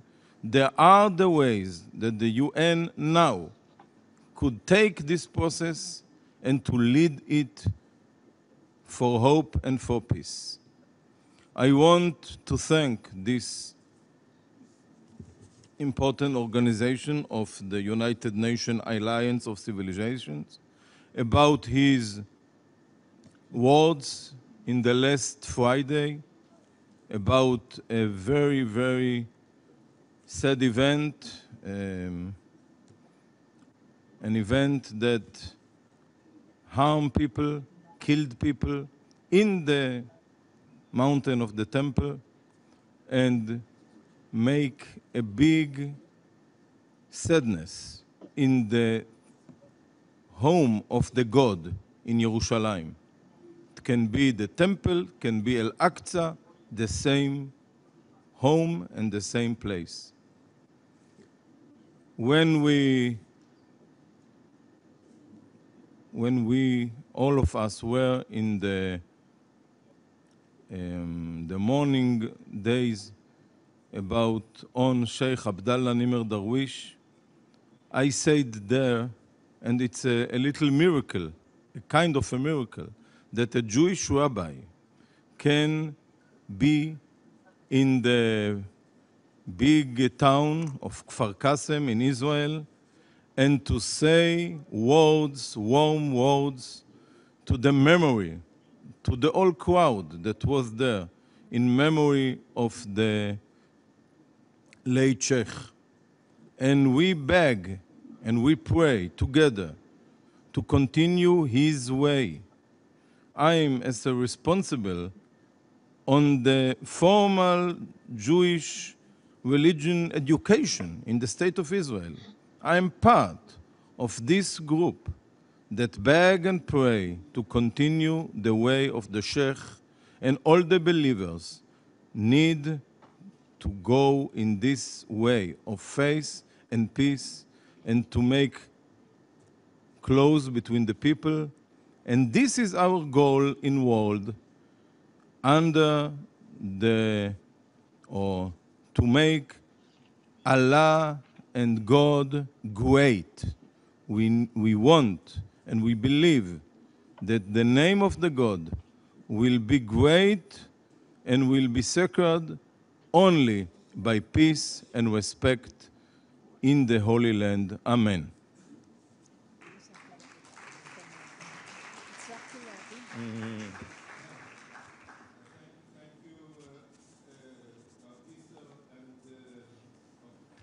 Thank you, Rav Gisser. And as you understand, Rav Gisser, amongst his many functions, is responsible for all the religious education in the religious schools in Israel, which is a big task. I want to ask some questions, a little provocative questions to the members of panel here, because they've had an easy time up till now. Everybody has just been saying their thing. Now, part of what we do in our coalition is that we don't just say what should be done, which is what usually one does in big conferences. One says what should be done, which usually means what everybody else should be doing. But we actually say what we should be doing, everyone, which is not necessarily dependent on what the other side does. So I want to ask my colleagues here. It's easy because I don't have to answer now, I just ask the question. So I want to start maybe with Sheikh Imad. He's sitting in the hot place in Ramallah. So I'll ask you specifically, Sheikh Imad, as somebody who is a true leader and a true colleague and friend and brother, what are you already doing now? You can tell all the people here, not reliant on what we do, your partners, your Jewish and Christian partners, but what are you doing now in this time, in this very difficult time? Dr. Nasser explained this, it's a very difficult time. But what are you doing, not dependent on the other side? What can you be doing now to promote religious peace on your side? Give us just a couple of minutes. We have to have short answers, and I'm going to ask the other panelists the same question. So I ask you just to respond in, let's say, 2 minutes, 2.5 minutes answers, please. Sheikh Imad.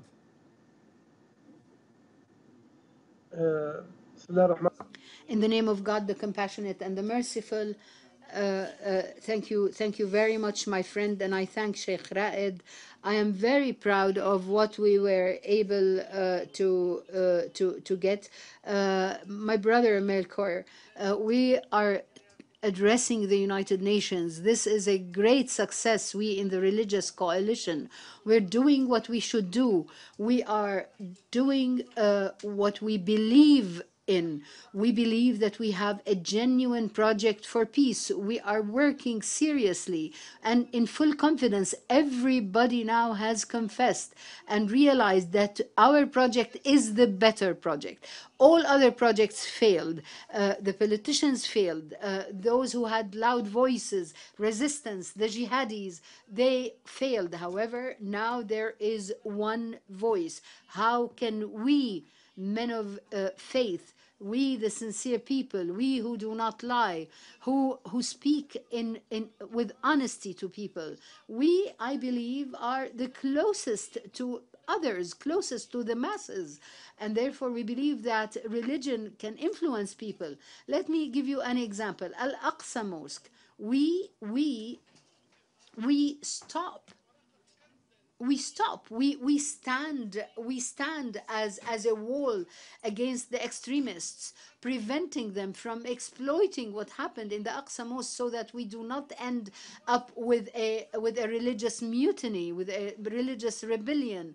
We warn everyone. We say we're working for stability. We do not want any event to be exploited, to be used in order to spread religious extremism. And therefore, I really would like to thank Rabbi Geisar. What he said is very, very important. We work for the dignity of people, for how to live on this land while we're equals, we know each other, we respect each other. I said what we really lack is confidence. There is a crisis of confidence among the leaderships. We are the bridge. We should be the bridge. We should be the bridge to rebuild confidence among people on both sides of the land. And therefore, I know very well that we are treading on a landmine infested area. I believe and I confess that we cannot separate religion from politics. There are political movements, however, they're working under a religious guise, whether in Israel or in Palestine. And therefore, I believe that the situation is very similar. We have a very important role to play, and I appeal to the United Nations to understand our plan. We have a very ambitious plan. You, me, Sheikh Raed, and may he rest in peace, Sheikh Nimr Darwish. He is our teacher. We laid down an important and clear plan to build the foundation that could ultimately lead to building an edifice for peace that will help the politicians to advance. Thank you, Sheikh Imad. Sheikh Raed, you did not say so much yourself. Maybe you can be also specific. Say, what are you doing from morning to night? Please, tell us. Tell people here, they don't know.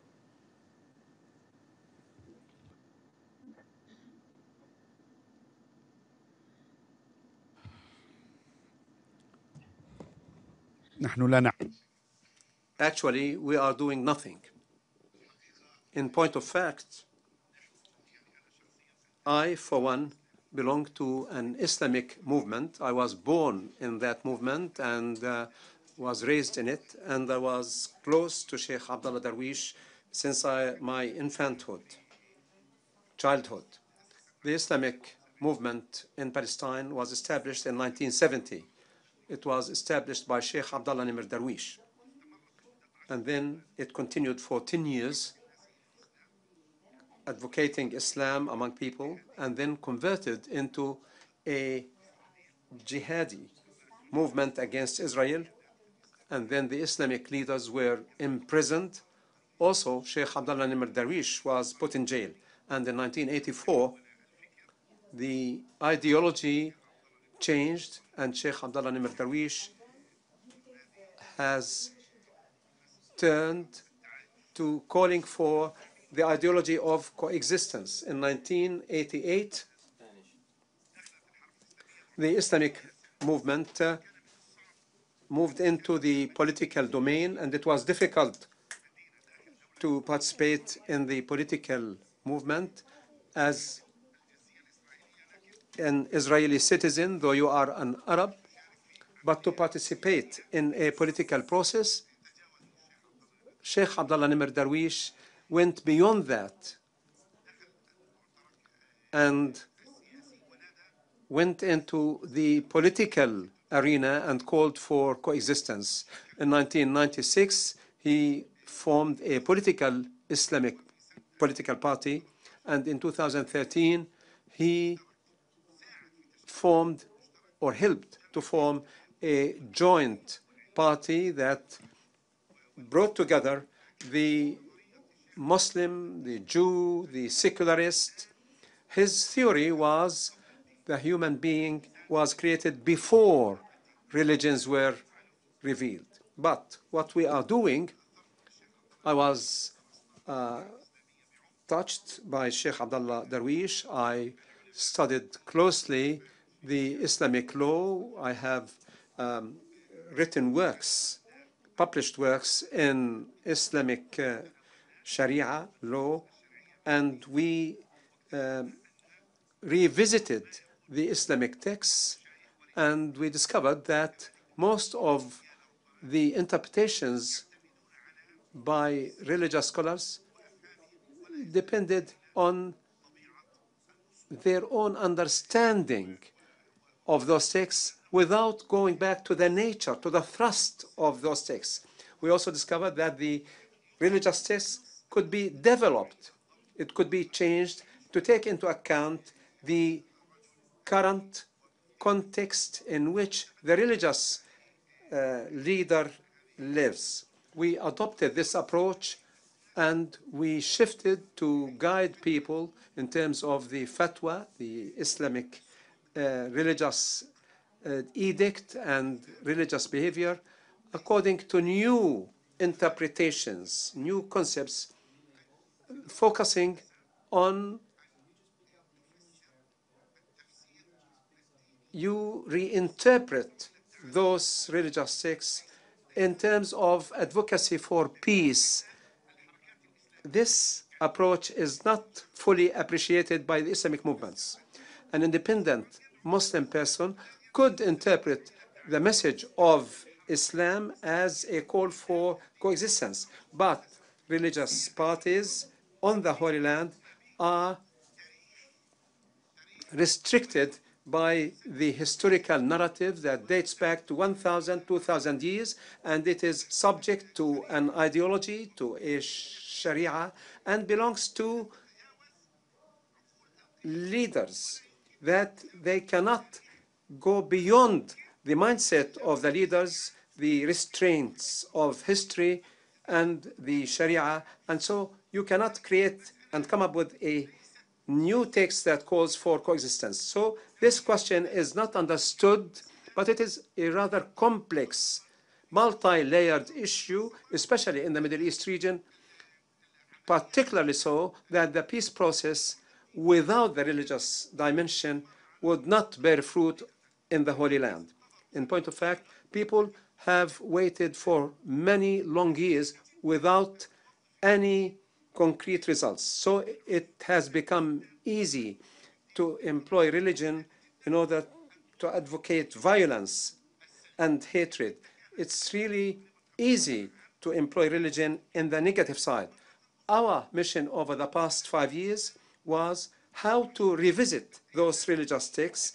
I sat with scores of Islamic leaders who belong to Islamic movements and beyond.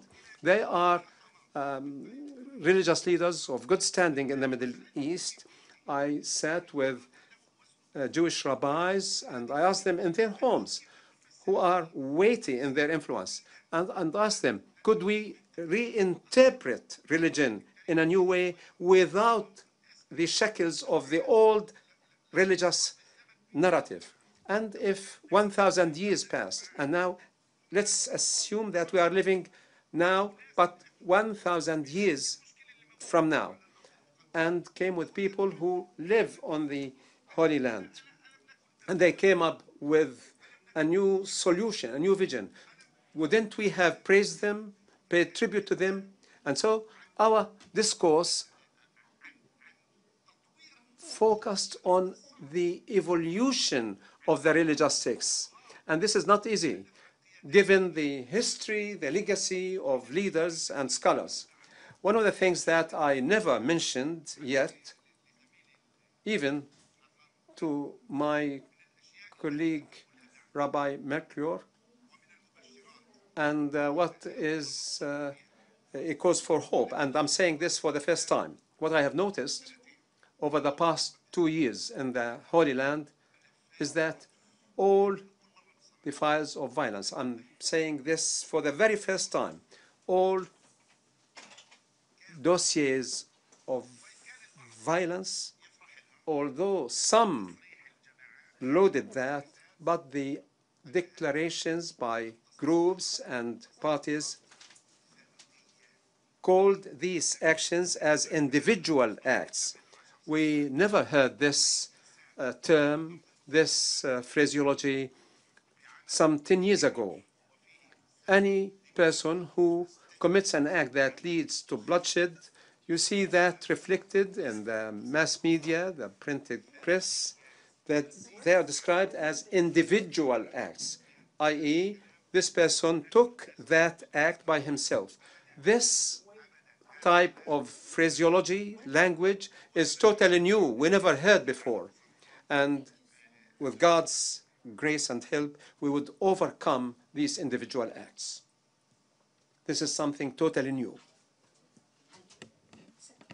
Thank you, Shukran, to Sheikh Raed.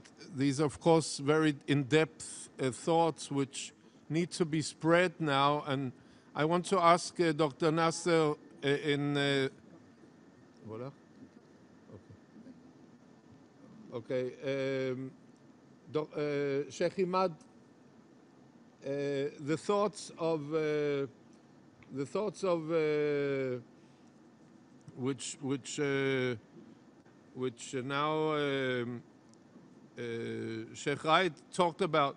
Do you feel that they are more accepted also amongst what we call the more radical circles in the who you know very well in the West Bank, in Gaza, and Judea and Samaria? Do you feel that they are more accepted now, these thoughts, than they were 5-10 years ago? That today the leaders, also who you know in the Hamas and so on, that they're more open to this line of thought than they were some years ago?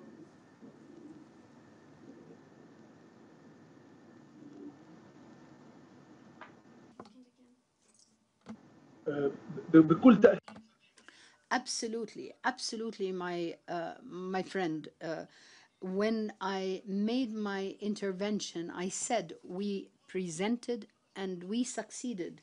And by the comparison, when we spoke about the resistance, I told you how did the Islamic resistance movement viewed the alliance of civilization. And I spoke about the Adam Center in the Gaza Strip. I receive all the leaders of Islamic action in Gaza, in all their forms, in all their configurations, and I am in continuous contact with the officials of Islamic Jihad, of the Salafi movement in Palestine, of Hamas. And yesterday exactly, I told some of the leaders about this conference in which I will be participating today, and they all told me that they would have hoped to participate with us in this conference. They asked me to convey to everyone that the strife, that the conflict in the region was not religious and will not be religious. This strife is not religious. They said that they are not against the Jews nor the Christians. They view the Christians and the Jews as the people of the book. We owe them what we owe ourselves. It's our duty to them to give them what we give ourselves, and that they only worried about the political program that lacked progress. We hope that they will be with us. They are part of this idea. They told me that they believe in the ideas that we believe in.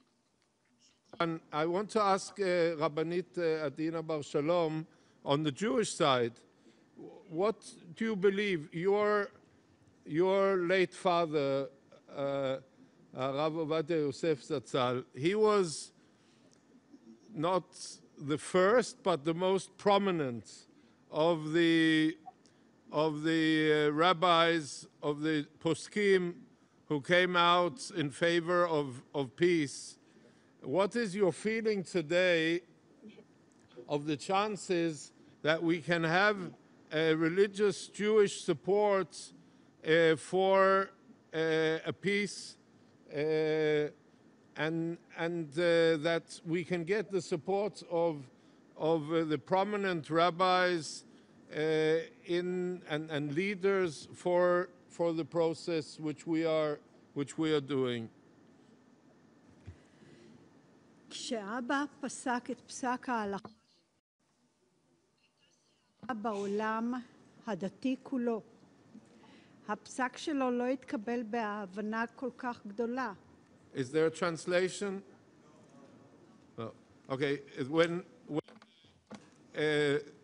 the Rabbanit Adina's father, who was the greatest leader of the generation of the rabbis, when he made his religious decision, there was a storm against this decision. It was not received with a lot of understanding. אבל כשהוא היה בחיים, חלק גדול מהעם אמרו שילכו אחריו ויקבלו כל שלום שהוא יעזור בהקמתו. But as long as he was alive, great parts of the people said anything which he will support, any kind of peace which he will be behind, they will accept. כבר 3.5 שנים שהוא לא איתנו, ואני לקחתי על עצמי לעבוד בהתמדה בין כל האנשים המשפיעים שאני מכירה בחברה שלנו. 3.5 years he is not with us anymore, and I have taken on myself as a personal commitment to work amongst all those who have influence. כדי לקדם את השלום צריך לעבוד מאוד מאוד קשה. אני משערת שגם בצד הערבי המנהיגים, חכמי הדת, עובדים קשה מאוד כדי לחבב את השלום על הבריות. To work for peace, you have to be very persistent, and it's difficult, but this is our commitment to work amongst all the creatures. אנחנו מוכרחים להמשיך ולפעול ולקרב את הבריות, אפילו לרעיון של ויתורים מסוימים שהממשלה תחליט לעשות, כדי לחיות בשלום. We must work so that the people will be willing to accept any kind of solution, which includes also territorial concessions, which the government will decide on, so that this will be accepted by the people. אנחנו לא יכולים לוותר על זה. אנחנו לא יכולים להרים ידיים, אסור לנו. We cannot give up on this. We cannot raise our hands. This is prohibited. This is not possible. ולכן אנחנו צריכים לעבור בין כל האנשים שאנחנו יכולים להגיע אליהם ולפתוח את הלב שלהם ולהאמין בעתיד לבוא. Therefore, we must work amongst all the peoples so that we can have a better future, and that this will be ensured for all the people for the future of our areas.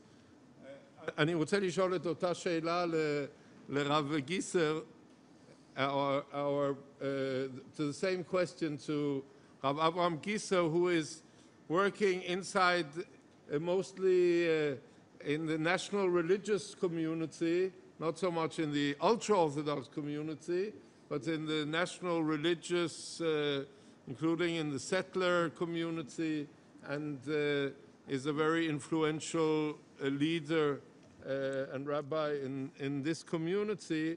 If there is a possibility to be an openness to the concept of religious peace in this community. Sorry. Yes, I believe that we have the main role to do it by the way that we interpret principles of our religion. You know, in each religion, both religions, you can find a total dream that is against the base of the will or of the way to live together by peace. I can describe a dream, the dream from the prophet and from the Bible that only Israel, under occupation of Israel, everything Israel, and nobody except Jews has a right to be there or there and to do this or this. The same dream I can find in Islam, in the history, in the future, in the Quran, everywhere. You can find the two faiths, they have two kinds of dreams. And as we say, your dream is my nightmare. You can find it in all kinds of religion. The role and the aim of our actions is, and I will use now an practically idiom, a way that we can interpret and to give a solution to this big basic problem. The word is these days. Maybe it's not something so originally, but in the language of religious, this is very controversial. These days is the solution to live now, not according the old dream. You can say, yes, I have a dream. And I know that my dream could be, unfortunately, your nightmare. But I can leave my dream aside. I can live now according the rules or the norms of these days.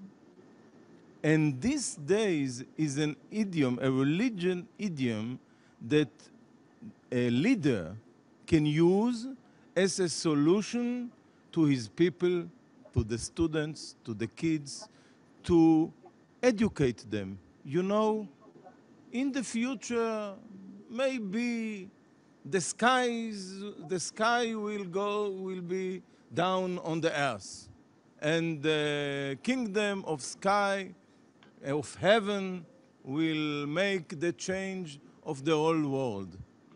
But these days are not the dream.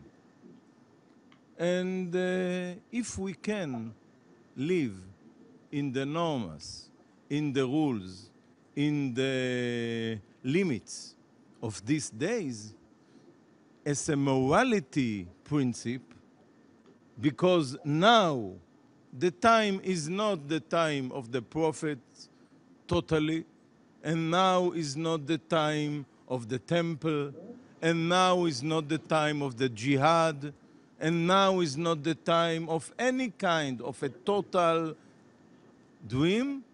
In these days, the religion order you to obey to these morality rules or law. And this is the crucial work for a religious leader in these days. Thank you.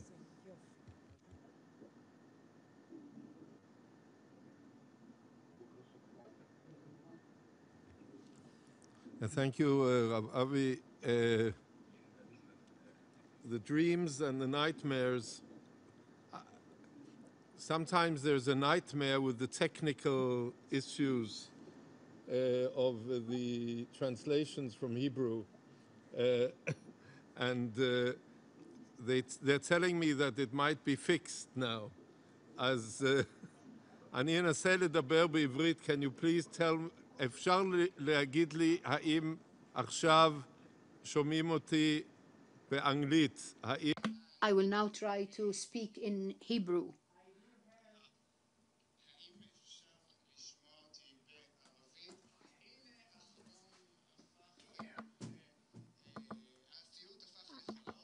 I can't hear. I'm hearing Hebrew. I'm hearing Hebrew, not Arabic anymore.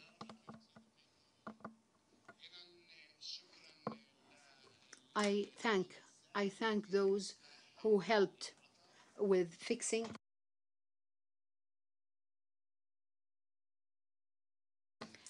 We'd like to thank those who helped us fix the problem. What can you give? How can you contribute to the peace process? This is my question to you.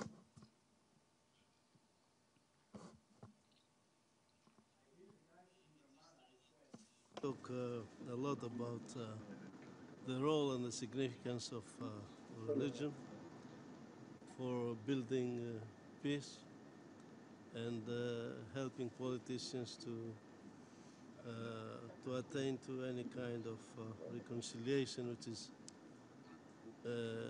in the heart of the conflict. But from my own experience, in my capacity as the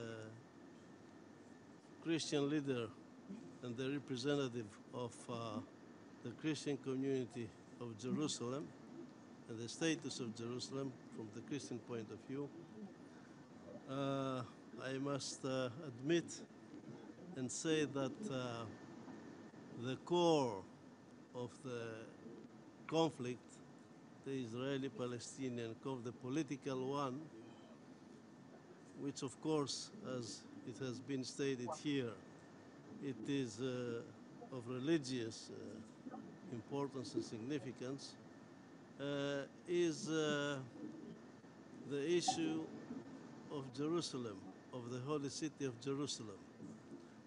Anyone who denies this fact, for whatever reasons, is not honest. And I'm saying this because there is no way to have a Palestinian state without Jerusalem, part of Jerusalem, Eastern Jerusalem, whatever, of their capital. The same applies to not only to the Israeli people, but to the Jewish world. And equally the same applies to Christianity and Christians. Christians, they try their best in order to maintain and safeguard the Christian character of Jerusalem as well. Therefore, the conflict is always focused here. And it is in this regard, in this respect, that we are working very hard to make everybody, especially around the world and everybody here in this place, I mean the international community, the United Nations, to make understand that Jerusalem has enough room to accommodate everybody. Exclusiveness is the great problem, is the great sin. Inclusiveness is the answer. Thank you.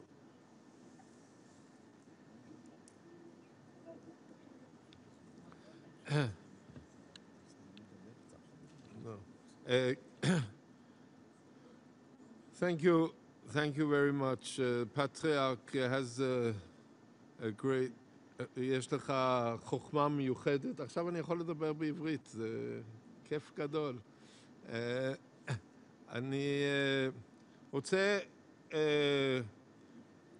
אני רוצה, כי אנחנו הולכים לקראת הסיום של Thank you. I can now speak in Hebrew. We are about to conclude this meeting, and we started our meeting. We started this process behind closed doors. Then we succeeded in establishing these centers, Mosaica and the two Adam centers. And then afterwards, we started receiving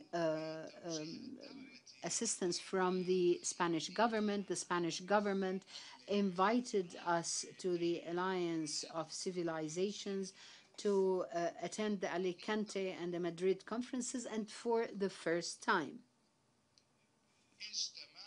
For the first time, I say, we met in this very distinguished gathering for leaders, religious leaders who were active in their field, and what is so-called also the radical leadership. They sat separately. However, we in Spain were able to assume tasks. Up till this very minute, we used to share the good tidings in this room, that we established a steering committee, and this steering committee is supposed to lead us with the help of the two Adam centers and the Mosaica Center, and in cooperation with the Spanish government, to continue this process in cooperation with the United Nations. We actually undertook a series of steps to promote this initiative. The question that I would like to address to each of the panelists and to the distinguished guests, the question is, what are the personal and the real commitments? I don't need theory. I want personal and religious commitments through which you promote this initiative we called the Alicante initiative. How can we promote the Alicante initiative to promote peace and encourage our people to embrace peace? What is it that we are committed to? So we would first give my partner, Sheikh Raed, the chance to answer, and then from the left to right, and we will give the floor last to Sheikh Imad, and I'm going to give you enough time to think and contemplate. Yes, we will continue the interpretation of texts in the interests of the cause of peace. We would set up appointments to meet with the religious leaders inside the Holy Land and beyond. And even if it took 1 year or 6 months until we sway them and bring them around to our call, I would add to this initiative a segment of youth. Given the changes in the Middle East over the past 4 years, we have to pay special attention to the segment of youth and women. And yes, we will pursue our efforts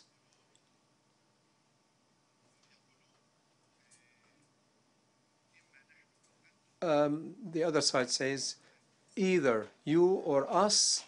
We say you and us. They claim that they die in a moment, and they claim that it is in the cause of God. Yet we say long life is better in the cause of life. We would change pain into hope, and we would understand and feel the pain or suffering of all. Sheikh Abdullah was speaking about the pain of mothers in Sderot, an area adjacent to Gaza, and he spoke about the suffering of mothers in Gaza and Khan Yunis. And we would call on all others to nurture hope, and we would seek the grace of Allah, the Lord, to maintain our efforts and sustain and nurture this endeavor. Thank you. Patriarch, please. What? Please.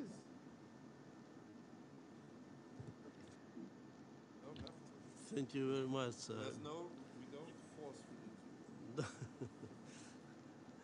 you.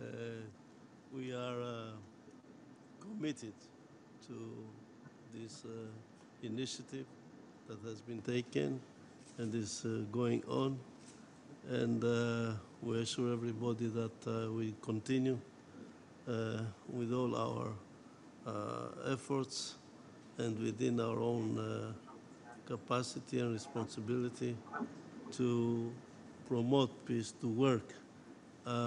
It's not an easy task, but at the same time, we have to be optimistic. And because from the Christian perspective, we are the people of the resurrection. We believe in the resurrection, and resurrection means hope, and therefore we should not give up. And our weapons is not only our wisdom, also our prayers. Thank you. And thank you with gratitude, רבנית עדינה. בעצם זה דברים קטנים שאנחנו דיברנו עליהם כל הערב, אבל אני אחזור רק בשני משפטים. יש תרגום לאנגלית? לא. אז הרב? זה לוקח רגע זמן. אוקיי. מה שאני מקווה שאני אוכל לתרום זה להשפיע It is my hope that my contribution would be to promote the work we have undertaken some years ago in order to restore this hope that we lost over the past few years, is that we did not see peace in our region. I believe in the restoration of hope in order to achieve peace, and this is what we seriously lack. This hope to make peace with the other side, and that this would be instilled into the mindset of the political leaderships in order to pursue this notion, this approach, because this is the only path in order to restore life in this world and not to lose this life. We have to spread this idea and this Sharia to all people everywhere, and in order to make people believe in this and to strive for peace, because it is more difficult to strive for peace than to strive for war. I thank you for your kind attention. I am deeply touched, and that's why I have put forward these ideas in this special way. Thank you.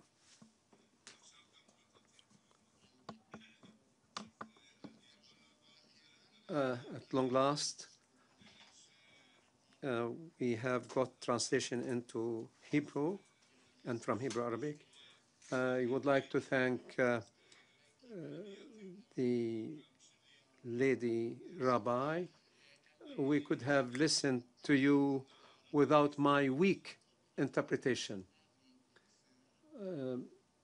I give the floor to Rabbi Avi Gesser, and I would like to thank Rabbi Gesser. Microphone for Rabbi Gesser, please. Microphone.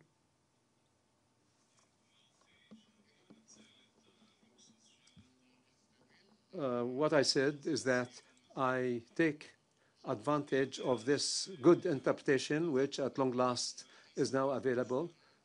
I trust that we are bringing a new hope, for this gathering is a testimony to achieve our vision. It is not just a hope springing out of our heart, but we are undertaking a real and concrete initiative. It is my hope that the United Nations would lend help to us in order to pursue this notion and to spread this new ideology across the globe, because the whole world is yearning to listen to this kind of thinking over the recent years, which has become a primary and influential force across the globe. All of us think of the past, that religion is something of the past, but now we are looking at religion from the prism of the future. And so religions must contribute to a better future. And here, the United Nations institutions must take a leading role in order to rally together different religions in order to bring freedom, peace, human rights, and rights for all humankind.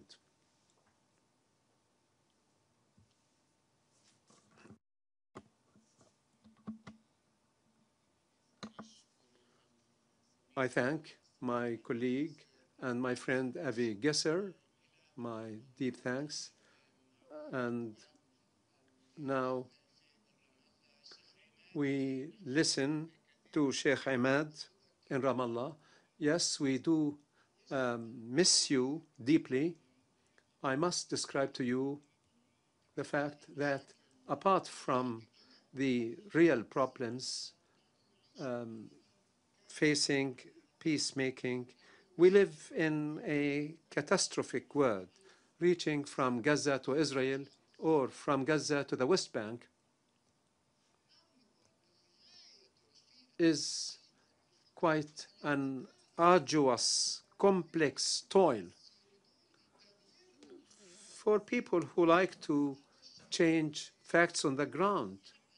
This is an extremely difficult endeavor. Sheikh Ahmed, who has dedicated his life, suffers a lot. And we too must work tirelessly in order to help him come to New York so that he would be hosted in this United Nations headquarters building in order to spread the notion of peace among people. But unfortunately, he was denied an entry visa to the United States. This is part of the difficulties that we all face, but our will will not be undermined. Our resolve will continue. Although that he is in Ramallah, yet we insist on listening to his voice. And of course, we can build walls, create difficulties and impediments, yet we will overcome all these obstacles because peace is essential and vital for our two peoples, and we are all committed to this noble idea. Sheikh Ahmed, you have the floor, sir. My friend, Rabbi McClure, I close by saying that you, I, Sheikh Raed, and all those who work with us, we are shattering the concept that the conflict is religious. We are shattering the idea that the religious leaders are the creators of the problem. You, I, Sheikh Raed, and Sheikh Gasser, we tell the world that religious leaders are capable of innovating amazing solutions in order to achieve peace and coexistence. All of us and those who work with us are forging a new path. The international community must admit and recognize this fact. We have become a big address, a big platform for a new approach. Many politicians, political leaders thought that we would fail. However, after so many years of toil and labor, of great work, we announce the success of our efforts over the past 5 years. Today, we are addressing the United Nations to come around with us in order to pursue this course and this coalition, which was born small and then has grown to include big numbers, big figures from religious leaders in the entire region. Let me stress that the life of the human individual is more important than any and all other issues. We seek to save this human being from his brother human beings. We stress the right to life for all. We would like to build a future for our children, for our brothers on this paradise in this land, because there is a paradise on this land before there is paradise in the life hereafter. We would like to seek to build a paradise on this earth, in this life, before the paradise in the life hereafter. I would like to thank all those who participated in organizing this conference, and I thank you one and all for your kind listening.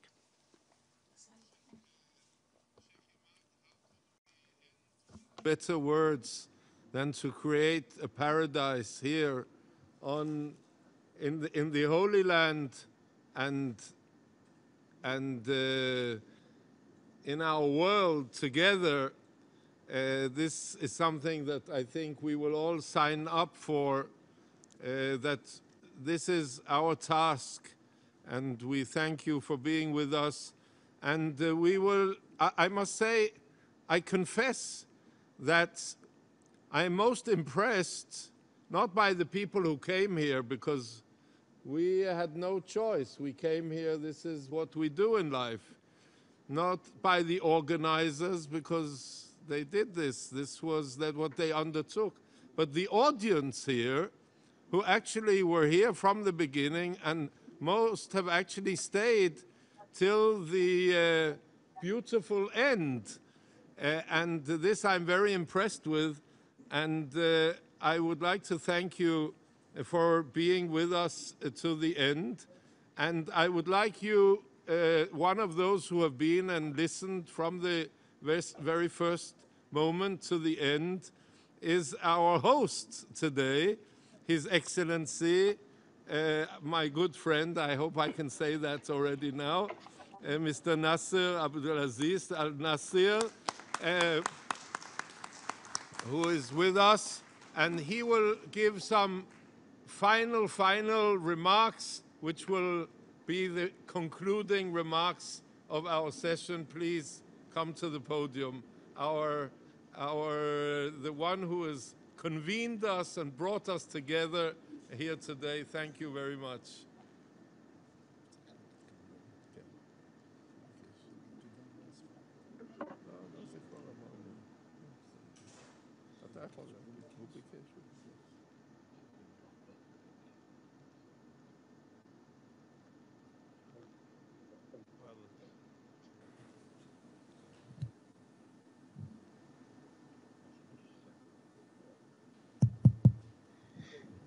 Working? Okay. Well, thank you very much. Of course, you can call me your friend. I am more than a friend. We are brothers in this beautiful humanity. And your efforts and contribution with your distinguished, eminent religious leaders here to help the humanity, bringing peace, bringing hope, so we can live in this life with beautiful dream than we are living today, unfortunately, with really bad dreams. Let me first start by thanking the eminent religious leaders for being with us here. This is a great opportunity. This is the second follow-up meeting after Alicante, and I'm really honored. And you see that the United Nations is committed by the participation of the Secretary General and by the Foreign Minister of Spain and by all of you. So before I close, let me thank you once again for your participation in this important discussion on peace building in the Middle East further of the Alicante process. I must express special appreciation to His Excellency Mr. Antonio Guterres, Secretary General of the United Nations, and His Excellency Mr. Alfonso Dastis, Minister of Foreign Affairs and Cooperation of Spain. This meeting could not have been held without their support. I would like to thank all the speakers who shared with us their plans and initiatives for promoting the principles and the declaration of the Spain Summit for Religious Peace in the Middle East. In the beginning of this meeting, I recognize that we were confronted with a divisive issue. Thanks to the dialogue we have had here, another step forward, better understanding was taken. Indeed, let me emphasize again how remarkable it is to have 3 panels representative of the Islam, Jewish, and Christian religions today. It is our honor to have you and to create a platform for innovative interreligious dialogue. You have shown again today that religious leaders can be messengers for peace. We do appreciate that you are engaged in the process of peace building in the Middle East. You are working closely with your commitments. With your communities. We